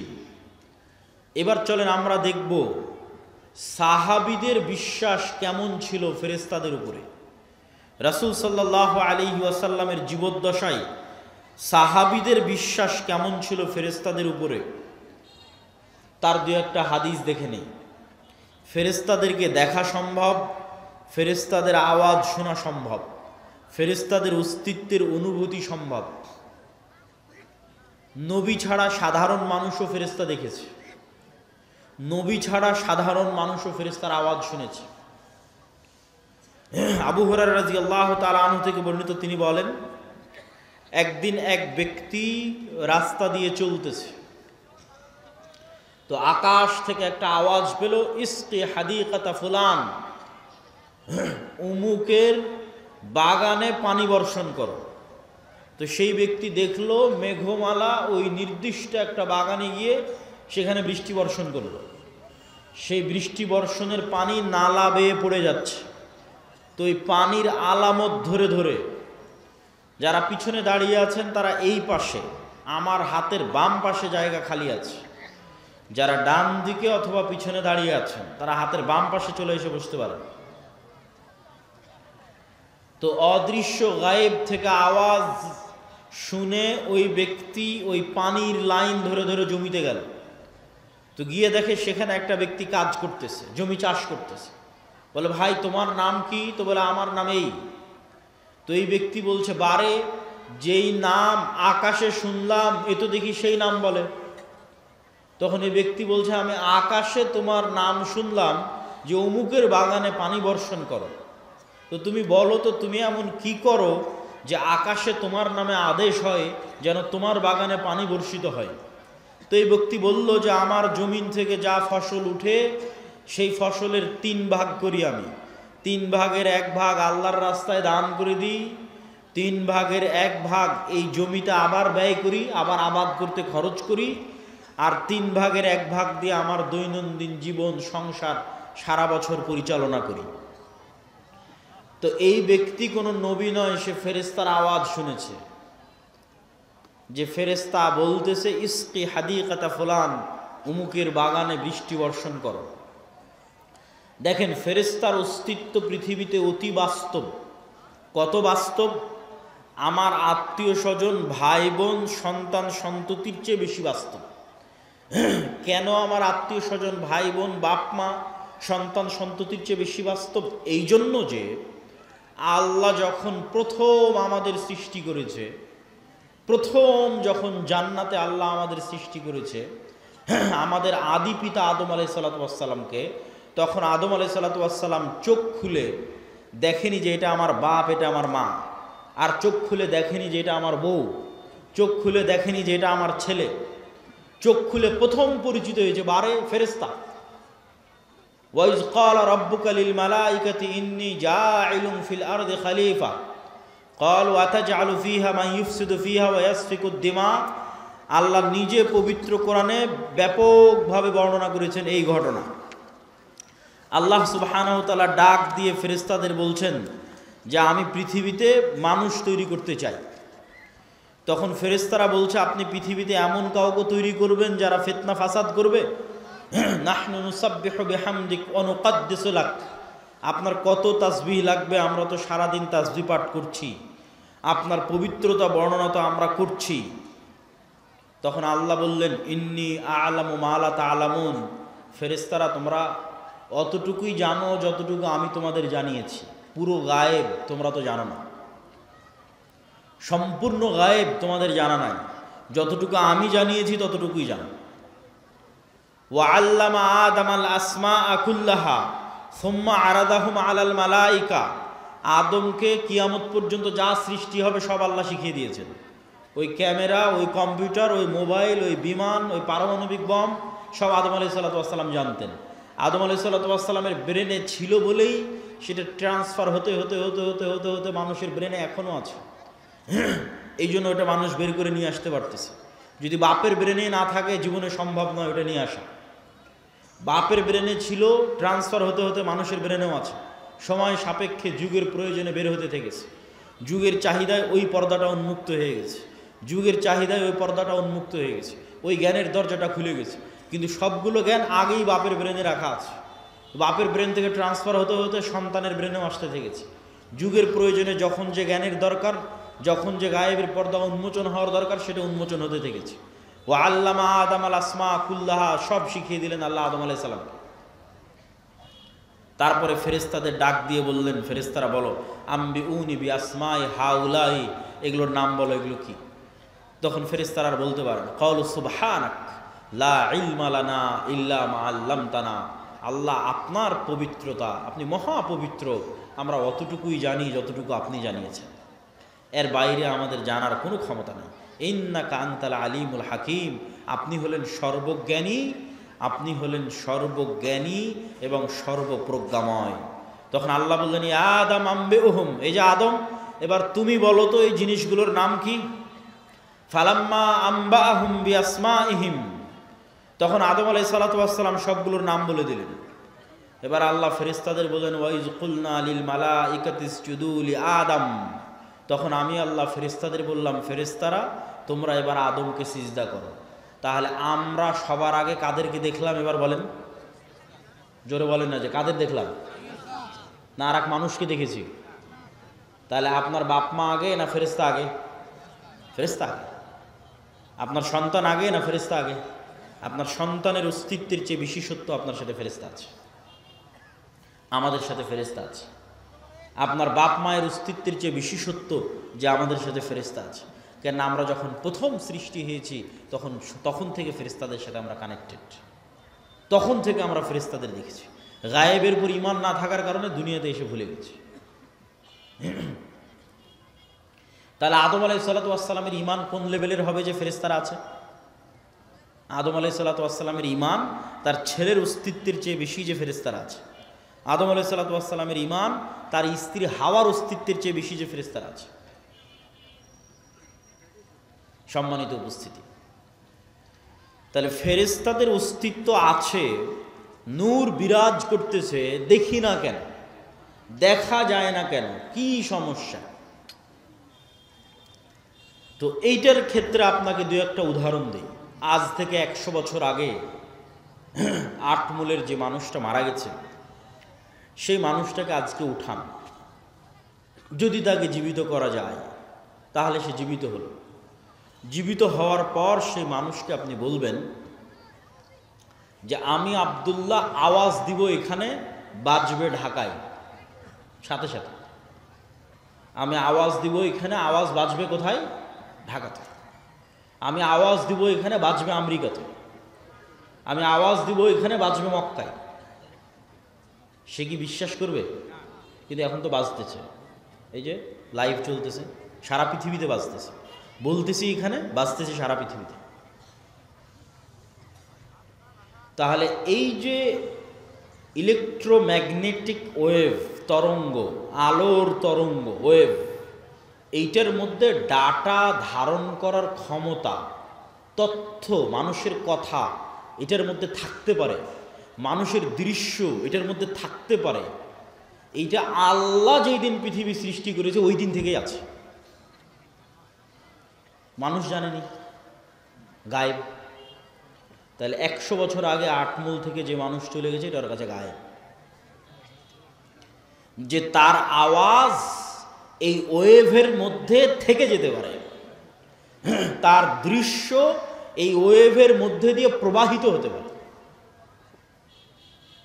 শুধু তাই নয়, মানুষের পক্ষে যদি আজকে সম্ভব হয় যে মানুষ আলোর গতি তথা যেই আলোর মাধ্যমে, যে ওয়েভের মাধ্যমে আমার কথা মোবাইল দিয়ে এখন ঢাকাতেও বাজতেছে, লালমনিরহাটেও বাজতেছে, আমেরিকা, লন্ডন, ইউরোপেও বাজতেছে, সৌদি, কুয়েত, কাতার, বাহরাইনেও বাজতেছে, এখন সাথে সাথে যেই ওয়েভের মধ্যে দিয়ে আমার দৃশ্য ছুটে চলে যাচ্ছে, যেই ওয়েভের মধ্যে দিয়ে আমার আওয়াজ ছুটে চলে যাচ্ছে, এর চাইতে যদি আমরা কোনো গতিশীল কিছু আবিষ্কার করতে পারি যে এর চেয়ে দ্রুত আমি উড়ে চলে যাব, মানুষের পক্ষে সম্ভব নয়। কিন্তু কল্পনা করেন যে আমরা করে ফেলেছি এরকম একটা আবিষ্কার যে আমার আওয়াজ যত দ্রুত ঢাকায় যাচ্ছে আমি এর চেয়ে আগে ঢাকায় পৌঁছে যাব। এবং আবিষ্কার করার পর এখান থেকে বিমানে যদি ঢাকায় আমার যেতে আধা ঘন্টা লাগে, তো রাস্তার গাড়িতে 4 ঘন্টা লাগবে। তো আমি আধা ঘন্টা আগে ঢাকায় পৌঁছে গেছি, রাস্তার গাড়ি পৌঁছার আগে আমি ঢাকা পৌঁছে গেছি বিমানে। তো আমার এই আওয়াজ আমেরিকা পৌঁছার আগে আমি পৌঁছে গেছি। এত দ্রুত গতির আমরা কিছু আবিষ্কার করতে পেরেছি। এই আবিষ্কার করতে পারার পর এবার যদি 15 আলোক বর্ষ অতীতে চলে যায় দ্রুত, যে 15 বছর আগে যে কথা বলেছিলাম ওই কথা এখন মহাবিশ্বে যেই জায়গায় আছে ওর আগে আমি গিয়ে পৌঁছে যাব, যেহেতু ওর চেয়ে দ্রুত আমি কিছু আবিষ্কার করতে পেরেছি। পৌঁছে গিয়ে এবার এই মোবাইলের মতো, এই ক্যামেরার মতো যদি ওখানে কিছু সেট করতে পারেন, তাহলে 15 বছর আগে আপনি কি বলেছিলেন ওই আপনার বলা কথা আপনি শুনতে পাবেন, বাজতেছে। 15 বছর আগে আপনি কি করেছিলেন, আপনার করা কাজ আপনি লাইভ দেখতে পাবেন, এই যে আমি এটা করতেছি, কেননা ওইটা এই আলোর তরঙ্গের মধ্যে সেভ আছে, হারায়নি। বিজ্ঞানীরা এখনও জানে না যে পৃথিবী যখন প্রথম সৃষ্টি হয়েছে তখন পৃথিবী থেকে যে আলো মহাবিশ্বের দিকে ছুটতে থেকেছে ওইটা এখনও মহাবিশ্বের শেষ মাথায় পৌঁছতে পেরেছে কিনা। তাহলে এভাবে যদি 1400 বছর আগে চলে যান, তাহলে মোহাম্মদ সাল্লাল্লাহু আলাইহি ওয়াসাল্লামের হাদিস বুখারীতে পড়া লাগবে না, আপনি কানে শুনতে পাবেন, নিজে কানে শুনতে পাবেন, যেমন এখন লাইভ বাজতেছে। তো 1500 বছর অতীতে চলে গেলে আলোর গতির চেয়ে বেশি গতি নিয়ে মোহাম্মদ সাল্লাল্লাহু আলাইহি ওয়াসাল্লামের হাদিস নিজে কানে শোনা যাবে, বদরের যুদ্ধ লাইভ দেখা যাবে, বাস্তবে হচ্ছে এটা দেখা যাবে। এটা মানুষের দ্বারা সম্ভব নয়, এটা দিয়ে আল্লাহ মানুষের গুনাহকে গোপন রেখেছে, নাহলে একজন মানুষের গুনাহ গোপন থাকত না। এই আলোর গতির চেয়ে মানুষের গতি কম থাকার কারণে মানুষের গুনাহ আজ গোপন আছে। সম্মানিত উপস্থিতি, তাহলে আমরা যা বলছি তার 1 সেকেন্ডও হারায় না, 1 সেকেন্ডও নয়, চাহে মোবাইলে রেকর্ড হোক আর না হোক, ওই তরঙ্গের মধ্যে থেকে যায়। যে কেউ চাইলে ধরে বের করে নিয়ে আসতে পারে। আল্লাহ সুবহানাহু ওয়া তাআলা এটা দিয়েই ধরে বের করবেন এটা আমি বলি না, কিন্তু এত সহজ মানুষের হিসাব নেওয়া, এত সহজ মানুষকে পাকড়াও করা, এইভাবেই পৃথিবী সেট আপ করা আছে। এখানে মানুষের 1টা সেকেন্ড গোপন নয়, 1টা সেকেন্ডও নয়, কেন আলো এই ডাটাগুলো ধারণ করে নিচ্ছে, যা করতেছে তাও সেভ আছে, যা বলতেছে তাও সেভ আছে। মানুষ চাইলে নিজেই দেখতে পারবে। মানুষকে আলোর চেয়ে দ্রুতগতির যন্ত্র আবিষ্কার করে অত বছর আগে চলে যেতে হবে, চলে গিয়ে নিজের আমলগুলো দেখতে হবে, তো আমি এগুলো করেছি, তো আমি এগুলো বলেছি। আমি নিজে শুনতে পাচ্ছি আমি কি বলেছি, আমি নিজে দেখতে পাচ্ছি আমি কি করেছি। কাফা বিনাফসিকাল ইয়াউমা আলাইকা হাসিবা, মানুষ আজকে তোমার বিচারের জন্য তুমি একাই যথেষ্ট, আলাদা কোনো বিচার বিভাগ কায়েম করে বিচার করতে হবে এইটা না, তুমি নিজেই যথেষ্ট। সম্মানিত উপস্থিতি, তাহলে কি বলছিলাম, গায়েব। এই আলো আমার ডাটা ধারণ করতে পারে, এটা একসময় গায়েব ছিল, চোখে দেখা যায় না, তো এখনো দেখা যায় না, এখনো দেখা যাচ্ছে না, যন্ত্র ধরতে পেরেছে কিন্তু আমরা তো দেখতে পাচ্ছি না। তাহলে ওইটা যেমন সত্য যে আল্লাহ যেদিন পৃথিবী সৃষ্টি করেছেন ওই দিন থেকে মানুষের বলা কথায় আলোর মধ্যে থেকে গেছে, মানুষের বলা কাজ করা কাজ এই আলোর মধ্যে থেকে গেছে, এর চেয়ে বেশি সত্য যে এখানে নূর আছে, ফেরেশতা আছে, এটা এখন গায়েব। এবার বাস্তব জগতের আরো কিছু উদাহরণ দেই যেগুলো এখন যন্ত্রও ধরতে পারে না। যেমন আল্লাহর একটা সৃষ্টিজীব কুকুর, কুকুরের ঘ্রাণ শক্তি মানুষের চাইতে 10,000 গুণ বেশি। তো আমি এই যে মাইকটা সামনে আছে, এটা আমি নাক দিয়ে টেনেও আর কোনো গন্ধ পাচ্ছি না। কারণ আমি যদি বলি যে এই মাইকের কোনো গন্ধ নাই, এটা মিথ্যা কথা হবে। এই মাইকটাই আপনি একটা প্রশিক্ষিত কুকুরের নাকে ধরেন, তারপর মোলাম গাড়ি বাজারে ফেলে রেখে আসেন কোনো এক জঙ্গলে, ওই কুকুর ওখান থেকে খুঁজে বের করে নিয়ে আসবে এই মাইককে। 50 গুণ 100 গুণ বেশি নয়, 1000 গুণ নয়, 10,000 গুণ বেশি। মানুষের যদি কোনো শরীরে ক্যান্সার হয়, তাহলে কোন কোষটাতে ক্যান্সার হয়েছে ওই ক্যান্সারের কোষের যে গন্ধ, এটা পর্যন্ত কুকুর ধরতে পারে। মানুষের শরীরে যদি ভাইরাস হয়, যে করোনা ভাইরাস হয়েছে, তাহলে করোনা ভাইরাসের মতো অদৃশ্য জিনিসের গন্ধ কুকুর ধরতে পারে। যে ভাইরাসকে দূরবীন দিয়ে দেখতে হয়, মাইক্রোস্কোপ লাগিয়ে দেখতে হয়, ওই ভাইরাসের গন্ধ পর্যন্ত কুকুর ধরতে পারে।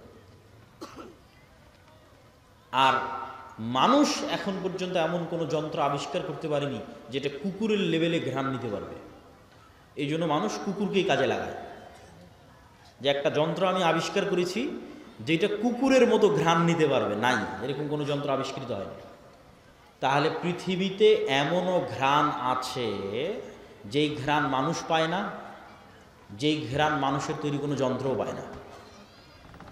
এখন এখানে যদি মিসকে আম্বরের মতো সুগন্ধি থাকে, ধরেন কথার কথা ফেরেশতারা এসেছে, ফেরেশতাদের গায়ে মিসকে আম্বরের মতো সুগন্ধি আছে, ওই সুগন্ধি আমি পাচ্ছি না, কথা কি আমার বুঝতে পারছেন? তো আমি যে ওই সুগন্ধি পাচ্ছি না, তার মানে সুগন্ধি নাই, এটা কি ঠিক? এটা ঠিক না। ঠিক তেমনি এমনও আওয়াজ আছে, কবরের আযাব কই, শুনতে তো পাই না। পাশ দিয়ে পিঁপড়া যাচ্ছে, শুনতে পান?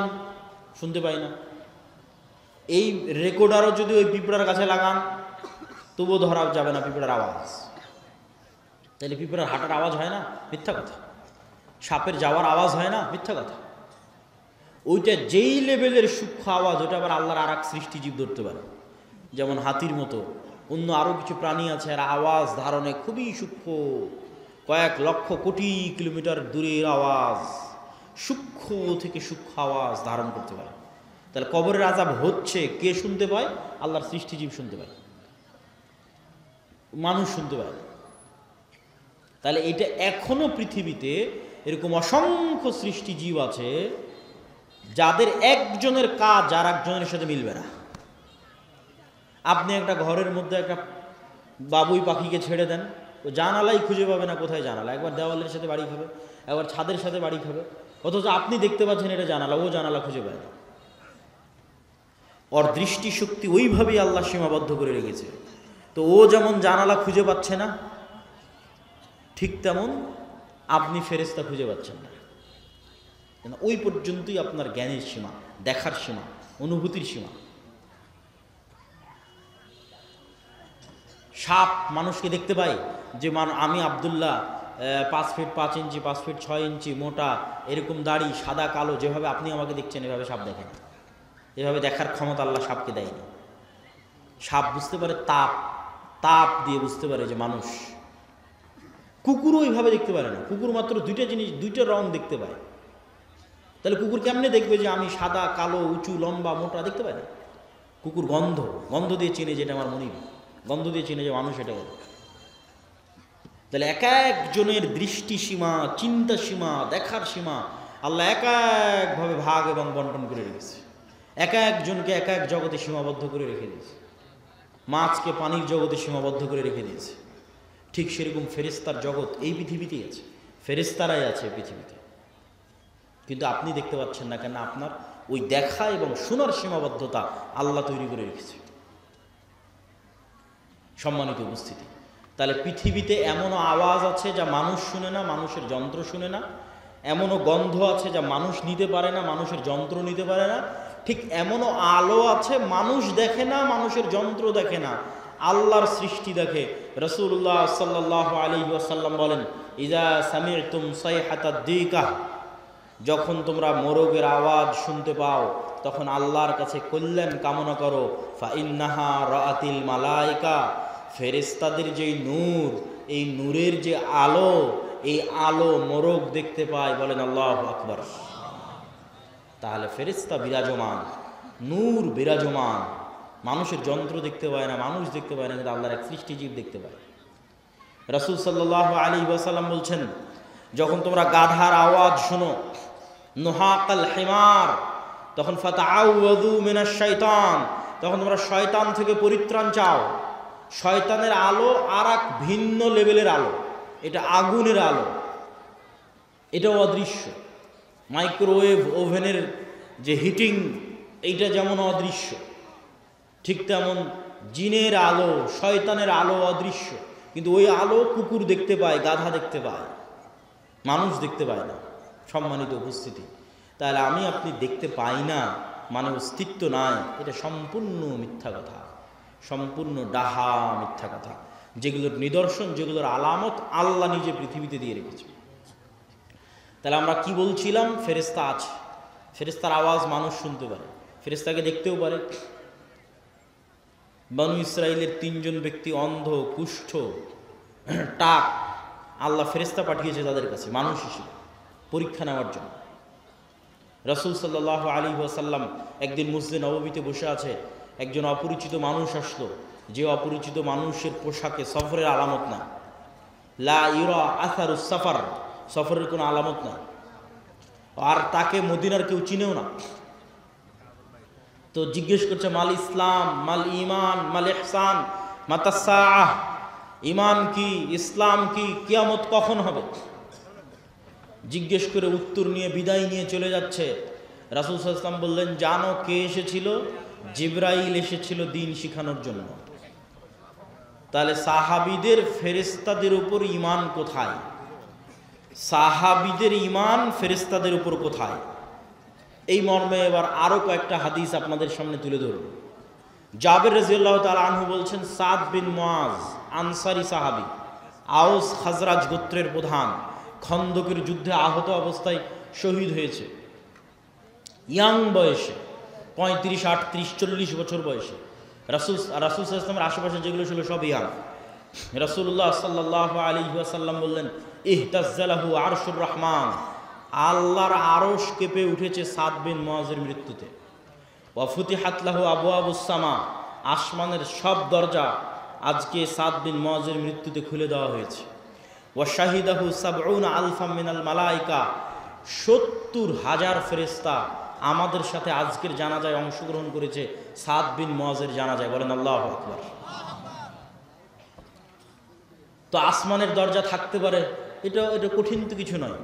আমরা তো আসমান থেকেই পৃথিবীতে এসেছি, জান্নাত থেকেই পৃথিবীতে এসেছি। আদি পিতা আদম আলাইহিস সালাতু ওয়াস সালাম তো আসমানেই ছিলেন, জান্নাতেই ছিলেন, এটা অস্বাভাবিক কিছু না। তো জান্নাত থেকে নামতে হলে তো কোনো না কোনো দরজা দিয়েই নেমেছে। সেই দরজা দিয়ে ঈসা আলাইহিস সালাতু ওয়াস সালাম উপরে উঠে গেছে, সেই দরজা দিয়ে মুহাম্মদ সাল্লাল্লাহু আলাইহি ওয়াসাল্লাম উপরে উঠে গেছে।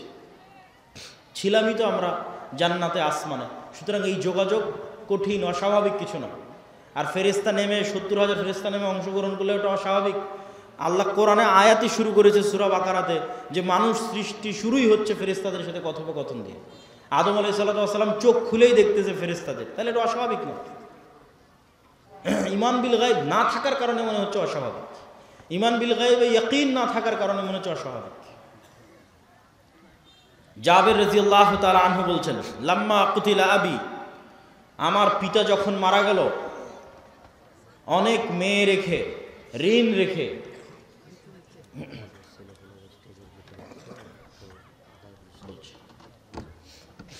ঋণ রেখে। তখন জাবের রাদিয়াল্লাহু তাআলা আনহু কাঁদতেছে। আল্লাহর নবী বলতেছে, তুমি কেন কাঁদছো? মা জালাতিল মালাইকাতু তুজিল্লু বিআজনিহাতিহা। আরে তুমি কাঁদছো কেন? তোমার বাপের লাশকে ফেরেশতারা এখনো ছায়া দিয়ে রেখেছে, এখনো ফেরেশতারা তোমার বাপের লাশকে ছায়া দিয়ে রেখেছে, তুমি কেন কাঁদছো? আয়েশা রাদিয়াল্লাহু তাআলা আনহা বলছেন, সাদ বিন মুআজের জানাজা উঠানো যায় না, এত ভারী। যুবক মানুষ, ওই যুগে তার এত বিরিয়ানি, এত পোলাও, এত বার্গার, পিৎজা ছিল না যে খেয়ে মোটা হয়ে যাবে, ওজন ভারী হবে। হালকা পাতলা, মুজাহিদ মানেই হালকা পাতলা। অথচ লাশ উঠানো যায় না, এত ভারী। তো মানুষজন কথোপকথন শুরু করলো, কেন উঠানো যায় না? আল্লাহর নবী বললেন, সাদ বিন মুআজের জানাজার সাথে, সাদ বিন মুআজের এই লাশের সাথে এত বেশি পরিমাণে ফেরেশতা লেগে আছে যে এই লাশ ভারী হয়ে গেছে, উঠানো যাচ্ছে না, এত বেশি পরিমাণে ফেরেশতা লেগে আছে। খন্দকের যুদ্ধের ঘটনা, রাসূল সাল্লাল্লাহু আলাইহি ওয়াসাল্লাম খন্দকের যুদ্ধ থেকে ফিরে অস্ত্র রেখে দিয়েছেন, গোসল করতে চলে গেছেন। জিব্রাইল উপস্থিত হয়ে রাসূল সাল্লাল্লাহু আলাইহি ওয়াসাল্লামকে বলতেছে, আপনি অস্ত্র রেখেছেন, মা ওয়াজা'না সিলাহ, ফেরেশতারা এখনো অস্ত্র রাখেনি। ফেরেশতারা কেন অস্ত্র রাখেনি? বানু কুরাইজা, বানু কায়নুকা, বানু নজির, তিনটে ইহুদি গোত্র গাদ্দারি করেছে, এদের শাস্তি দিতে হবে। আল্লাহর নবী সাহাবীদের বললেন, ফেরেশতারা অস্ত্র রাখেনি। জিবরাইল এসে বলতেছে, চলো, যুদ্ধ এখনো শেষ হয়নি, যুদ্ধ করতে হবে। সব সাহাবী মিলে অস্ত্র উঠিয়ে আবার যুদ্ধের জন্য এগিয়ে গেলেন। এই পর্যন্ত আয়েশা রাদিয়াল্লাহু তাআলা আনহার বর্ণনা। এবার আনাস রাদিয়াল্লাহু তাআলা বলছেন, কাআন্নী আনজুরু ইলাল গুবারি সাতিআন ফি যুকাকি বানি গানাম। বলছেন, সাহাবীরা সহ আল্লাহর নবী সহ যখন আমরা বের হচ্ছি ইহুদি গোত্রগুলোর দিকে এগিয়ে যাওয়ার জন্য, তখন আমাদের সামনে দেখছি ধুলায় অন্ধকার। ঠিক যেমন 500-1000 মোটরসাইকেলের শোডাউন দিলে গ্রামের রাস্তায় ধুলা উঠতে থাকে, পিছনের গাড়িতে করে যদি আপনি থাকেন দেখবেন যে ধুলায় অন্ধকার হয়ে গেছে রাস্তা। তাহলে আমরা যাচ্ছি তো সামনে ধুলায় অন্ধকার, কিসের ধুলা?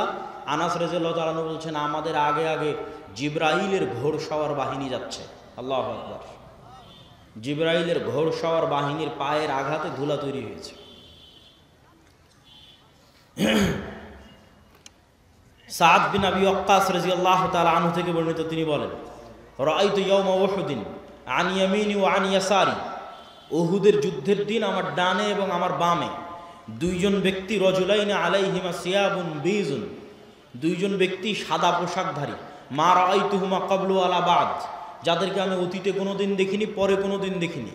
এই দুইজন সাদা পোশাকধারী ব্যক্তি আসাদ্দাল কিতাল, বীর বিক্রমে যুদ্ধ করতেছে, সীমাহীন ভয়ঙ্কর যুদ্ধ করতেছে। রাসূল সাল্লাল্লাহু আলাইহি ওয়াসাল্লামকে এসে যখন শোনালাম, আল্লাহর নবী বললেন, এরা দুইজন হচ্ছে জিবরাইল আর মিকাইল। আল্লাহু আকবার। জিবরাইল মিকাইল যুদ্ধে অংশগ্রহণ করেছে রাসূল সাল্লাল্লাহু আলাইহি ওয়াসাল্লামের পক্ষে। বর্ণনা দিচ্ছেন সাদ বিন আবি ওয়াক্কাস। একজন সাহাবী এক যুদ্ধে এক মুশরিকের পিছনে ধাওয়া করতেছে, তো আকাশ থেকে আওয়াজ আসতেছে, আকদিম ইয়া হাইজুম, হে হাইজুম তুমি এগিয়ে চলো।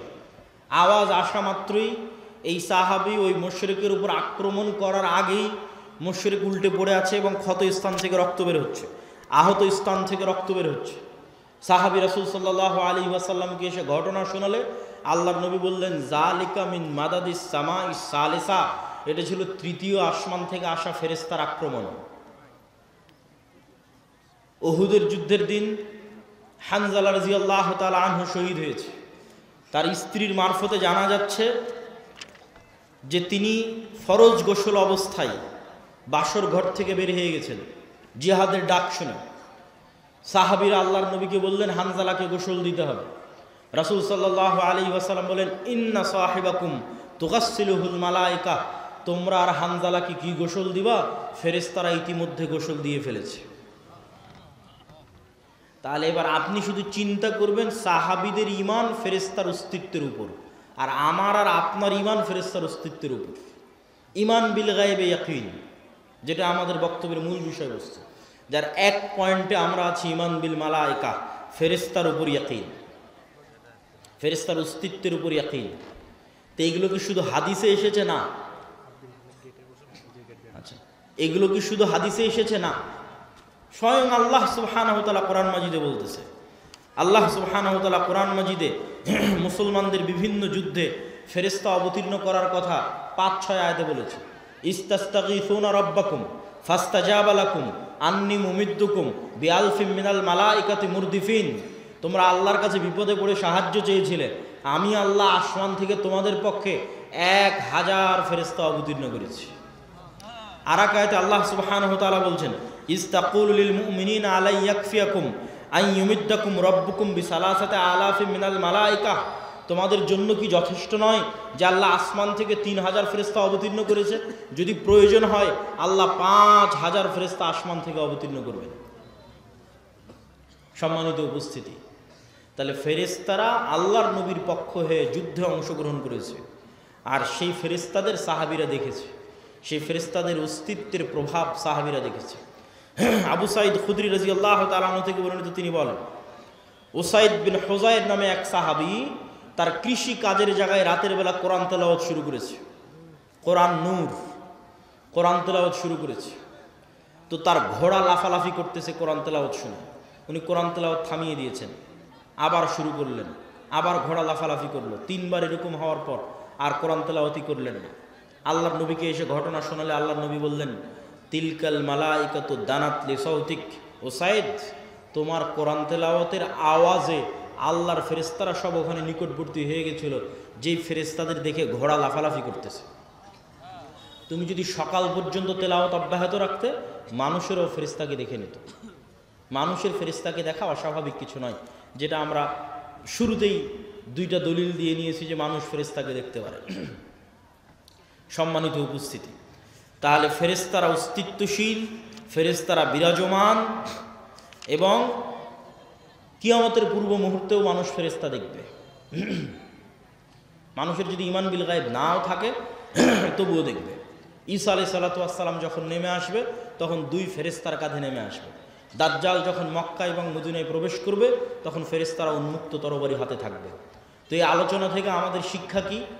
এই আলোচনা থেকে আমাদের শিক্ষা হচ্ছে যে পৃথিবীতে মানুষ 2 ধরনের, হয় শয়তানের গোলাম, শয়তানের বন্ধু, আর না হলে আল্লাহর গোলাম, আল্লাহর ফেরেশতার বন্ধু। এখন আপনি নিজেকে খুঁজে নিতে পারেন যে আপনি কোন কাতারে, আপনি শয়তানের গোলাম, শয়তানের বন্ধু, না আল্লাহর গোলাম, ফেরেশতার বন্ধু। দেখেন রাসূল সাল্লাল্লাহু আলাইহি পরীক্ষা যে আপনি শয়তানের সাথে না ফেরেশতার সাথে। রাসূল সাল্লাল্লাহু আলাইহি ওয়াসাল্লাম বলছেন যে জিবরাইল আমাকে মেসওয়াক করতে বলছে, তো মেসওয়াক করতে করতে আমার দাঁতের মাড়ির গোস্ত পর্যন্ত ছিলে গেছে। কেন মেসওয়াক করতে বলছে? আমার মুখের গন্ধে জিবরাইলের কষ্ট হয়। তো আল্লাহর নবীর পবিত্র মুখের গন্ধে জিবরাইলের কষ্ট হয়, তাই বারবার মেসওয়াক করতে বলছে। আর আপনার 8 মূল শিবগঞ্জের যে মানুষ রাত দিন বিড়ি সিগারেট খাচ্ছে, ওর কাছে ফেরেশতা আছে না শয়তান আছে? একটু জোরে বলেন, কে আছে? শয়তান আছে। সে শয়তানের বন্ধু, সে শয়তানের গোলাম। মনে করেন 8 মূলের একটা বাড়ি, যে বাড়িতে ঢুকতে সালাম দেওয়া হয়, খাওয়ার শুরুতে বিসমিল্লাহ বলা হয়, টয়লেট বাথরুমে গেলে সেই টয়লেট বাথরুমের দোয়া পড়া হয়, 5 ওয়াক্ত সালাতে উজু করা হয়, সালাত আদায় করা হয়, বাড়িতে কোরআন তেলাওয়াত করা হয়, তাহলে ওই বাড়িতে কারা আছে? ফেরেশতারা আছে। নূরে পরিপূর্ণ বাড়ি। ঠিক যেমন আজ থেকে 100 বছর আগের মানুষ জানতো না যে আমার কথা এইভাবে আমেরিকায় গিয়ে বাজতে পারে, ওই রকম নূর আপনি জানেন না, কিন্তু আপনার বাড়ি নূরে পরিপূর্ণ। ঠিক এই আলো যেমন দেখা যাচ্ছে, এরকম অদৃশ্য একটা আলো, যে আলোতে ওই বাড়ি পরিপূর্ণ হয়ে আছে, সেটা হচ্ছে নূর। আর একটা বাড়ি যেখানে কেউ সালাম দিয়ে ঢোকে না, যেখানে কেউ আল্লাহর নাম নিয়ে খায় না, যেখানে কেউ পেশাব থেকে সচেতন সতর্ক থাকে না, পবিত্র হয় না, ফেরেশতারা প্রচণ্ড পবিত্র, মুতাহহারুন, এদের অপবিত্র হওয়ার কোনো সুযোগ নাই। এই জন্য এরা পবিত্র মানুষকে ভালোবাসে। আর শয়তান নিকৃষ্ট, এই জন্য অপবিত্র মানুষকে ভালোবাসে। তো পেশাব থেকে যত্ন নেয় না, ফরজ গোসল করে না, নামাজ পড়ে না, বাড়িতে মাসকে মাস, বছরকে বছর কোনোদিন কোরআন তেলাওয়াত হয়নি, ওই বাড়িতে নূর আছে?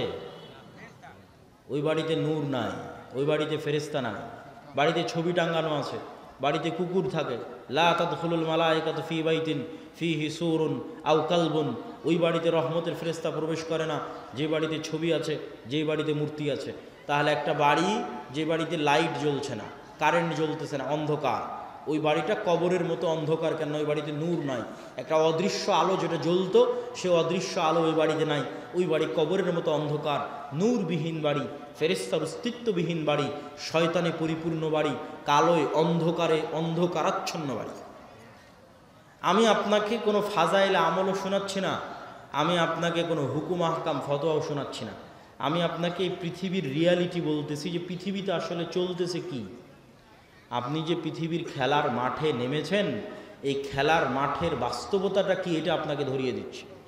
যেমন ক্রিকেট খেলতে নামলে, ফুটবল খেলতে নামলে, গ্রামের আর কোনো খেলা খেলতে নামলে ওর নিয়ম থাকে যে এই দাগ পার হলে আউট, আর এই দাগ পার হলে নট, আর এই হলে ছক্কা, এই হলে উমুক তুমুক। তো এই পৃথিবীতে খেলার নিয়মটা কি? সেটাই হচ্ছে গায়েবের কার্যকরণের সূত্র। দুনিয়ার কার্যকরণের সূত্রই সব কিছু নয়, গায়েবের কার্যকরণের সূত্র আসল। দুনিয়ার কার্যকরণের সূত্রে ইমিডিয়েট ফল হতে পারে, স্থায়ী নয়।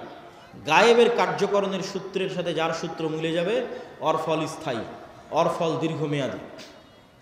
তো ওই গায়েবের কার্যকরণের সূত্র আপনাকে জানা থাকতে হবে, কি করলে কি হয়। গায়েবে কি করলে কি হয়, গায়েবের কার্যকরণের সূত্র অনুযায়ী কি করলে কি হয়, এটা হলো খেলার নিয়ম। আপনি দুনিয়ার কার্যকরণের সূত্র অনুযায়ী কিছু করে ইমিডিয়েট রেজাল্ট পেয়ে যেতে পারেন, যেটা যদি গায়েবের কার্যকরণের সূত্রের সাথে না মিলে ওইটা দীর্ঘমেয়াদী দীর্ঘস্থায়ী হবে না। যেমন দুর্নীতি করে ধোঁকা দিয়ে আপনি ইমিডিয়েট কিছু রেজাল্ট পেয়ে যেতে পারেন, কিন্তু এটা গায়েবের কার্যকরণের সূত্র যেটা নির্ধারণ করা আছে রিজিক বাড়ার, ওইটার সাথে মিলে না। তো গায়েবের কার্যকরণের সূত্রের সাথে যদি না মিলে রিজিক বাড়ার, তাহলে তাৎক্ষণিক দুর্নীতি করে ধোঁকা দিয়ে আপনি কোটি টাকার মালিক হয়ে যেতে পারেন, কিন্তু এই টাকা স্থায়ী হবে না, দীর্ঘমেয়াদী হবে না, কেন? এটা গায়েবের সাথেই মিলে না। গায়েবের কার্যকরণের সূত্র আসল, ওটা জানতে হবে। ওটা ওহির মাধ্যমে জানা যায়, ওটা কোরআনে জানা যায়। কোরআনে বলা আছে কি করলে কি হয়, কি করলে কি পাওয়া যাবে। সম্মানিত উপস্থিতি, ঈমান বিল গায়েবের এই বক্তব্য দেওয়ার কারণ কি? ঈমান বিল গায়েবের এই বক্তব্য দেওয়ার এক নম্বর কারণ হচ্ছে আজকের মুসলমানদের অধপতনের মূল কারণই হচ্ছে ঈমান বিল গায়েব নাই। আল্লাহর অস্তিত্ব, ফেরেশতার অস্তিত্বের উপর ঈমান নাই, পরকালের উপর ঈমান নাই। এই জন্যই তো মন্দির পাহারা দিয়ে শিরক করে ভোট নিয়ে ক্ষমতায় যেতে হবে। কেননা আল্লাহর অস্তিত্ব, আল্লাহর ক্ষমতা, গায়েবের মদদ, গায়েবী মদদের উপর ঈমান নাই। আর গায়েবী মদদ ছাড়া মুসলমানদের বিজয় অতীতে কোনোদিন হয়নি, ভবিষ্যতে কোনোদিন হবে না। অতীতে যদি একবারও হতো তাও না হয় বলতাম যে হ্যাঁ একবার হয়েছে। অতীতে প্রত্যেক বিজয় গায়েবী মদদে, প্রত্যেক বিজয়, প্রত্যেক নবী রাসূল, প্রত্যেক বিজয়ী নেতা যখন বিজয় অর্জন করেছে তখন সে দুর্বল, দুনিয়ার দৃষ্টিতে দুর্বল, কিন্তু বিজয় অর্জন হয়েছে। সুলতান সালাহুদ্দিন আইয়ুবী যখন হিত্তিনে বিজয় অর্জন করে তখন সালাহুদ্দিন আইয়ুবী ইউরোপীয় ক্রুসেডারদের তুলনায় দুর্বল। সুলতান মোহাম্মদ আল ফাতেহ যখন ইস্তাম্বুল বিজয় করে তখন সুলতান মোহাম্মদ আল ফাতেহ বাইজেন্টাইন সাম্রাজ্যদের তুলনায় দুর্বল। যখন সুলতান জহিরুদ্দিন আল বেরবাস হালাকুখা চেঙ্গিস খাঁকে পরাজিত করে তখন পুরো দুনিয়াতে হালাকুখা চেঙ্গিস খাঁকে পরাজিত করতে পারবে এরকম কোনো শক্তি, এরকম কোনো সাহস পৃথিবীতে ছিল না। তাহলে কত দুর্বল জহিরুদ্দিন আল বেরবাস। মোহাম্মদ সাল্লাল্লাহু আলাইহি ওয়াসাল্লাম যখন বদর, উহুদ, খন্দকে যুদ্ধ করে তখন মোহাম্মদ সাল্লাল্লাহু আলাইহি ওয়াসাল্লাম মক্কার কাফের মুশরিকদের তুলনায় অনেক অনেক দুর্বল। আমর ইবনুল আস, খালিদ ইবনুল ওয়ালিদ এরা যখন জেরুজালেম বিজয় করে, ওমর ইবনুল খাত্তাব এবং সাহাবীরা যখন মিশর, শাম, রোমান, পারস্য বিজয় করে তখন রোমান পারস্যদের তুলনায় তারা দুর্বল। ইউশা বিন নুন যখন জেরুজালেম বিজয় করে তখন ইউশা বিন নুন, জেরুজালেমের আমালেকা গোত্র কি ভয়ঙ্কর, কোরআনে আল্লাহ সুবহানাহু ওয়া তাআলা সেই ঘটনা তুলে ধরেছে। আল্লাহ যখন মুসা আলাইহিস সালামকে বললেন যে যাও তোমার কওম নিয়ে যুদ্ধ করো, তখন মুসা আলাইহিস সালামের কওম কি বলল? ইযহাব আনতা ওয়া রাব্বুকা ফাকাতিলা। কেন? আমালেকা গোত্র বিশাল দেহী, ভয়ঙ্কর শক্তিশালী, কেউ সাহস করেনি এদের সাথে যুদ্ধ করে বিজয় অর্জন সম্ভব। মুসা তুমি আর তোমার আল্লাহ গিয়ে যুদ্ধ করো। কিন্তু দুইজন ব্যক্তি যাদের ঈমান বিল গায়বে ইয়াকিন ছিল তারা বলল যে আমরা যুদ্ধ করব, তাতে জয় হোক আর পরাজয় হোক। এদের ঈমান বিল গায়বে ইয়াকিন ছিল। এই দুইজনের একজন ইউশা বিন নুন। আল্লাহ 40 বছর শাস্তি দেওয়ার পর, উদ্ভ্রান্ত পাগলের মতো সিনাই মরুভূমিতে ঘুরে বেড়ানোর পর মুসা আলাইহিস সালাম যখন মারা গেলেন, ইউশা বিন নুন নবী হলেন। তখন ইউশা বিন নুন এবার বানু ইসরাইলকে নিয়ে তওবা করে জেরুজালেম বিজয় করতে যাচ্ছে ওই আমালেকা গোত্রের বিরুদ্ধে, যাদের কাছে এরা একদম দুর্বল। তো শুক্রবারের দিন বিকেলবেলা ইউশা বিন নুন আল্লাহর কাছে দোয়া করতেছে, আল্লাহ সন্ধ্যা হয়ে গেলে যুদ্ধ বন্ধ করতে হবে, কেন শনিবার ইহুদি ধর্ম অনুযায়ী পবিত্র দিন, আপনি সূর্যকে থামিয়ে দিন, আমরা যুদ্ধে বিজয় অর্জন করি। আল্লাহ পৃথিবীর ইতিহাসে একবারের জন্য, শুধু একবারের জন্য সূর্যকে থামিয়ে দিলেন। কিছু মুফাসসির বলেছেন কয়েক দিনের জন্য থামানো ছিল, কিছু মুফাসসির বলেছেন কয়েক ঘন্টার জন্য থামানো ছিল। সূর্য আটকে থেমে থেকে গেল। গায়েবী মদদে ইউশা বিন নুন বিজয় দিল, বিজয় অর্জন করল। মুসলমানদের বিজয় অতীতে কোনোদিন গায়েবী মদদ ছাড়া হয়নি, আগামী কিয়ামত পর্যন্ত কোনোদিন গায়েবী মদদ ছাড়া হবে না। এই জন্য গায়েবী মদদে বিশ্বাস লাগবে, ইমান বিল গায়েবে ইয়াকিন লাগবে। আর ইমান বিল গায়েবে ইয়াকিন না থাকার জন্য মুসলমান মুনাফিকে পরিণত হয়ে গেছে। আজকের মুসলমানেরা মুনাফিক অধিকাংশ। লাম্মা ইয়াদখুলুল ঈমানু ফি কুলুবিহিম, তাদের কালবে ঈমান প্রবেশ করে। কেন লা ঈমান আল ঈমান লা আমানাতা লাহু, এক কালবে ঈমানের নূর আর মিথ্যার অন্ধকার একসাথে থাকতে পারে না। অথচ গত 16 বছর কত ওসি, ডিসি, এসপি, মন্ত্রী, মিনিস্টার, আজকে এখনো কত sub registrar AC land lakh lakh টাকা দিয়ে ওমরা করে আসতেছে, কত জালসা মসজিদ মাদ্রাসার কমিটির মেম্বার, অথচ ওর পদে যখন বসে তখন ঘুষখোর। তাহলে লাম্মা ইয়াদখুলুল ঈমানু ফি কুলুবিহিম, অন্তরে ঈমান প্রবেশ করে, ঈমান বিল গায়েব নাই, বাহ্যিক ইসলাম নিয়ে মানুষকে ধোঁকা দিচ্ছে। অথচ আবু সুফিয়ান কোনোদিন মিথ্যা বলেনি, মুহাম্মদ সাল্লাল্লাহু আলাইহি ওয়াসাল্লামের বিরুদ্ধে মিথ্যা বলেন। আবু তালেব কাফের হতে পারে, আবু লাহাব কাফের হতে পারে, মিথ্যুক, দুর্নীতিবাজ, ধোঁকাবাজ নয়। এই জন্য আবু তালেব নিজে ইসলাম গ্রহণ না করলেও আবু তালেবের ছেলে আলী যখন ইসলাম গ্রহণ করেছে তখন মহানেতা। কেন নেতাই তৈরি হয় সত্যবাদিতা, আমানতদারিতা, ন্যায়পরায়ণতার উপর। আর মুসলমানদের মধ্যে নেতা তৈরি হওয়া বন্ধ হয়ে গেছে। কেন মুসলমানেরা সত্যবাদী, আমানতদার থাকতেই পারছে না, নেতা কিভাবে তৈরি হবে? আর এই নেতা যেন আর কোনোদিন তৈরি না হতে পারে, এই জন্য দুটো পদ্ধতি মুসলমানদের উপর চাপিয়ে দেওয়া আছে। একটা হচ্ছে গণতন্ত্রের কালচার, আর একটা হচ্ছে সুদী অর্থনীতি। গণতন্ত্র এমন এক কালচার যেখানে এক দল আর এক দলের বিরুদ্ধে মিথ্যা তো বলবেই। এই শিবগঞ্জ আসনে এরকম যত আসন আছে, একই আসনের 6-7 জন 10 জন মনোনয়ন প্রার্থী একজন আরেকজনের বিরুদ্ধে মিথ্যা বলতেছে। তাহলে নেতৃত্বই তৈরি হবে না সত্যবাদিতা, আমানতদারিতা ছাড়া। আর এখানে গণতন্ত্রের নেতৃত্ব শুরুই হচ্ছে কি দিয়ে বলেন তো? মিথ্যা এবং দুর্নীতি দিয়ে। তাহলে যেই নেতার নেতৃত্বই শুরু হচ্ছে মিথ্যা এবং দুর্নীতি দিয়ে, ওই নেতা যখন ক্ষমতায় যাবে ওকে টাকা ছিটালে আমেরিকার, ইউরোপের আর ভারতের কিনে নেওয়া 1 সেকেন্ডের ব্যাপার। কেন? ও জন্মগত মিথ্যুক, জন্মগত দুর্নীতিবাজ। এই জন্যই গণতন্ত্র টিকিয়ে রাখা আছে, যেন সৎ নেতার জন্মই না হতে পারে। এমন নেতা আসুক যাকে আমি কিনে নিতে পারব। আর মুসলমানদের মধ্যে এই স্বভাব আগে ছিল না। এই স্বভাব হচ্ছে ইউরোপীয় উপনিবেশ থেকে তৈরি হয়েছে। 150-200 বছরের ব্রিটিশ শাসনের গোলামি করার কারণে তৈরি হয়েছে। এবং যেখানে ইউরোপীয় উপনিবেশ যত কঠিন, ওখানে মুসলমানদের মিথ্যা, দুর্নীতি, ধোঁকার প্রবণতা তত বেশি। যেখানে ইউরোপীয় উপনিবেশ যত কঠিন, ওখানে মুসলমানদের মিথ্যা, ধোঁকা, দুর্নীতির প্রবণতা তত বেশি। আপনি পরীক্ষা করে দেখতে পারেন। বিস্তারিত আজকে এই বক্তব্যে বলতেছি না, আমার অন্য বক্তব্যে বিস্তারিত বলা আছে। কিন্তু এইখান থেকে আপনাকে শিখতে হবে যে নেতৃত্বের বিকাশই হয়, তৈরি হয় সত্যবাদিতা, আমানতদারিতা, ন্যায়পরায়ণতার উপরে। ঈমান বিল গায়েব অন্তরে থাকলে, পরিপূর্ণরূপে ঢুকে গেলে ওইটা অটোমেটিক আসবে। এই জন্য আমাদের এমন একটা প্রজন্ম দরকার যে প্রজন্ম ঈমান বিল গায়েবে ইয়াকিন রাখে। আমাদের এমন একটা প্রজন্ম দরকার যে প্রজন্ম সত্যবাদিতা, আমানতদারিতা, ন্যায়পরায়ণতায় চুল পরিমাণ ছাড় দেয় না, বিক্রি হয় না। এরকম একটা প্রজন্ম দরকার যারা নিজ দিনের উপর কট্টর, যারা নিজ দিনের উপর কঠোর। আপনি ভারতের হিন্দু ধর্ম নিয়ে ট্রল করতে পারেন, মজাক করতে পারেন, ঠাট্টা করতে পারেন, কিন্তু তাদের ধর্ম যত ভ্রান্তই হোক, তারা তাদের দিনের উপর কঠোর থেকে একটা সেকুলার রাষ্ট্রকে হিন্দু রাষ্ট্র বানিয়ে দিয়েছে। আর আপনার নবীর দিন বিশুদ্ধ হওয়ার পরেও, 47-এ দিনের নামে রাষ্ট্র তৈরি করার পরেও, 71 এবং 24-এ হাজার হাজার মুসলমান রক্ত দেওয়ার পরেও এখনও আপনি মুখ খুলে বলতে পারেন না যে না, আমার দিনই ঠিক, আমার দিনই রাষ্ট্রে বাস্তবায়ন করতে হবে, সেকুলারিজম নয়। কেন মুখ খুলে বলতে পারেন না? এটাই গোলামি, এটাই হচ্ছে গোলামি। এই গোলামির জিঞ্জির যতক্ষণ না ভাঙবে, ইবনে খালদুন বলেছেন রাষ্ট্র তৈরি হয় আসাবিয়া দিয়ে। যেই দিন মুসলমানেরা বলবে যে আমার দিনই ঠিক, আমার দিনই রাষ্ট্রে প্রতিষ্ঠিত হতে হবে, আল্লাহর নবীর সুন্নাতে ব্যক্তিগত পারিবারিক সামাজিক জীবনে কোথাও ছাড় দিবে না, সেই দিন স্বাধীন। এটাই স্বাধীনতা, এটাই গোলামির জিনজির থেকে মুক্তি। আর আরেকটা কি বলেছিলাম, মিথ্যার কালচার তৈরি করা, সুদ।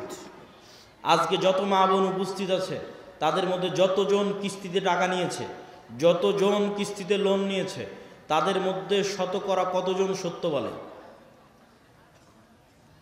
যতজন কিস্তিতে টাকা নিয়েছে তাদের মধ্যে শতকরা কতজন সত্য বলতে পারে?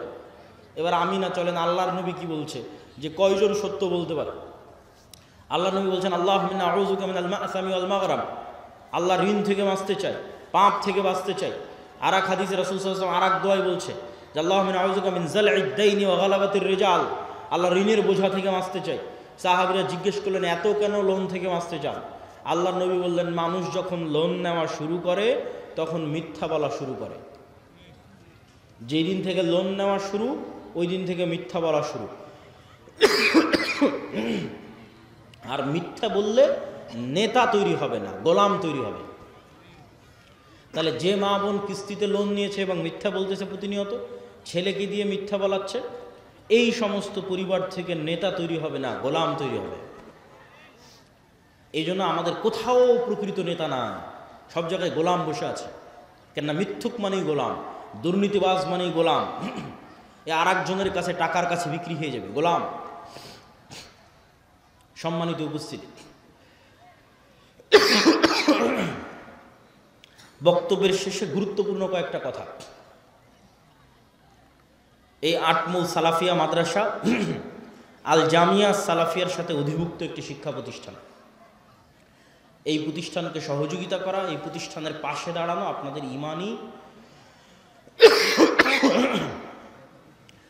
ইমানি নৈতিক গুরুত্বপূর্ণ দায়িত্ব। আমি জানি না যে এখন কেউ ভিতরে যাবে কিনা, যদি গিয়ে থাকে তাহলে আপনারা তাদেরকে সহযোগিতার হাত বাড়িয়ে দিবেন, অথবা না গিয়ে থাকলে আমি যাওয়ার জন্য উদাত্ত আহ্বান জানাচ্ছি। তবে জামিয়া সালাফিয়ার সাথে আর দাওয়া ইলাল্লাহর সাথে আপনাদের স্থায়ী সম্পর্কের খুব প্রয়োজন। এই একদিনের সম্পর্ক, যে বছরে একদিন আসলাম, বক্তব্য দিলাম, চলে গেলাম, এই সম্পর্কের কোনো দাম নাই। কেননা এই 1 ঘন্টা বক্তব্য দিয়ে, 1.5 ঘন্টা বক্তব্য দিয়ে আমি আপনাকে না 2টা কোরআনের আয়াত শিখাতে পারলাম, না 2টা সূরা শিখাতে পারলাম। কিন্তু যদি দাওয়া ইলাল্লাহর মাধ্যমে আপনার অঞ্চলে 10টা মক্তব চলে, তো ওই মক্তবে আপনার গ্রামের বাচ্চারা 2টা দোয়া শিখবে, 2টা কোরআনের আয়াত শিখবে, সেটাই আমরা সাদাকায়ে জারিয়া হিসেবে পাবো। এটাই সম্পদ। এখন পর্যন্ত প্রায় 7 শতাধিক মক্তব আর দাওয়া ইলাল্লাহর মাধ্যমে ট্রেনিং প্রাপ্ত শিক্ষক দিয়ে চলতেছে, যাদের ট্রেনিংয়ে কোনো টাকা পয়সা, যাতায়াত খরচ, থাকা খাওয়া সব দাওয়া ইলাল্লাহ জামিয়া সালাফিয়া। তাহলে এই স্থায়ী সম্পর্ক আপনাদের দরকার। আর একটা স্থায়ী সম্পর্ক হচ্ছে মাসিক আল ইতিসাম। প্রতি মাসে আমি নিজে মাসিক আল ইতিসামে 3টা লেখা লিখি, সম্পাদকীয় লিখি, একটা মিন্নাতুল বাড়ি লিখি, একটা স্বাভাবিক প্রবন্ধ লিখি। তো প্রতি মাসে আপনার কাছে মাসিক আল ইতিসাম যাওয়া মানে প্রতি মাসে আমার কথা আপনার কাছে যাচ্ছে। এই জন্য আজকে যত মানুষ উপস্থিত হয়েছেন সবার প্রতি আহ্বান থাকবে যে কিছুই যদি না নিতে পারেন, আপনার এক বেলার সকালের চায়ের নাস্তার চেয়েও দাম কম মাসিক আল ইতিসামের। তো মাসিক আল ইতিসাম নেওয়ার আপনাদের প্রতি উদাত্ত আহ্বান থাকছে। আর সর্বশেষে যে বই পুস্তকগুলো আমরা প্রকাশ করি, যেমন আজকে যে বই থেকে দার্স দিচ্ছিলাম, এটা আমারই লেখা বই, আল্লাহর পথে যাত্রা। এটা অনেক অল্প কপি আছে, যাওয়ার সময় খোঁজ করতে পারেন। গেটে গাড়িতে থাকতে পারে, অথবা টেবিলে অথবা স্টেজে থাকতে পারে। হ্যাঁ, কই আপনার ছেলেপেলেদের পাঠান ভিতরে আছে, আপনি একটু বলে দিন। জি জি জি, ছাত্ররা যারা তোমরা ঢুকবা তারা ঢুকে যাও, এবং আপনারা তাদের প্রতি সহযোগিতার হাত বাড়িয়ে দেবেন।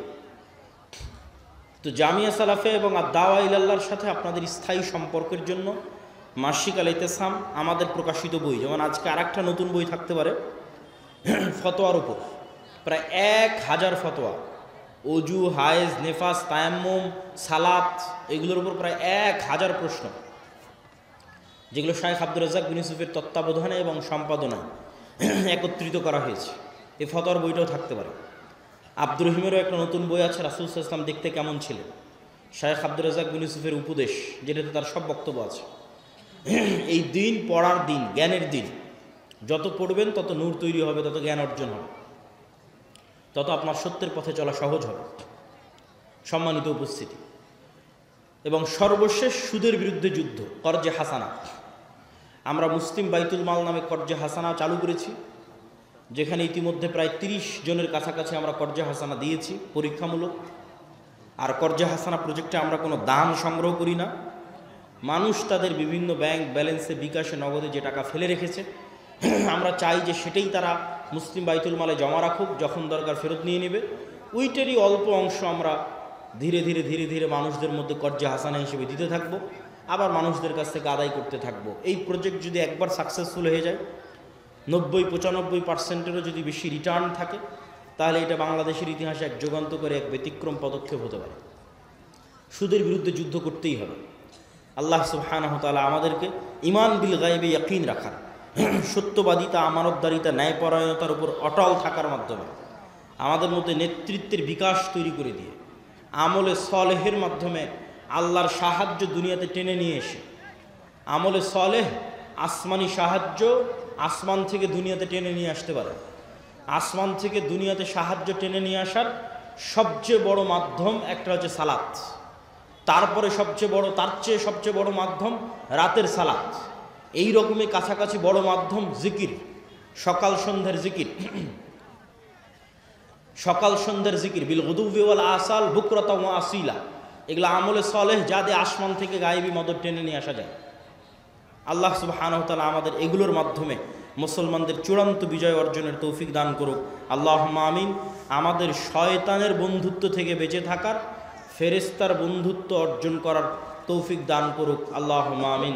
ওয়া আখির দাওয়ানা আনিল হামদুলিল্লাহি রাব্বিল আলামিন। আসসালামু আলাইকুম ওয়া রাহমাতুল্লাহি ওয়া বারাকাতুহু। মাশাআল্লাহ।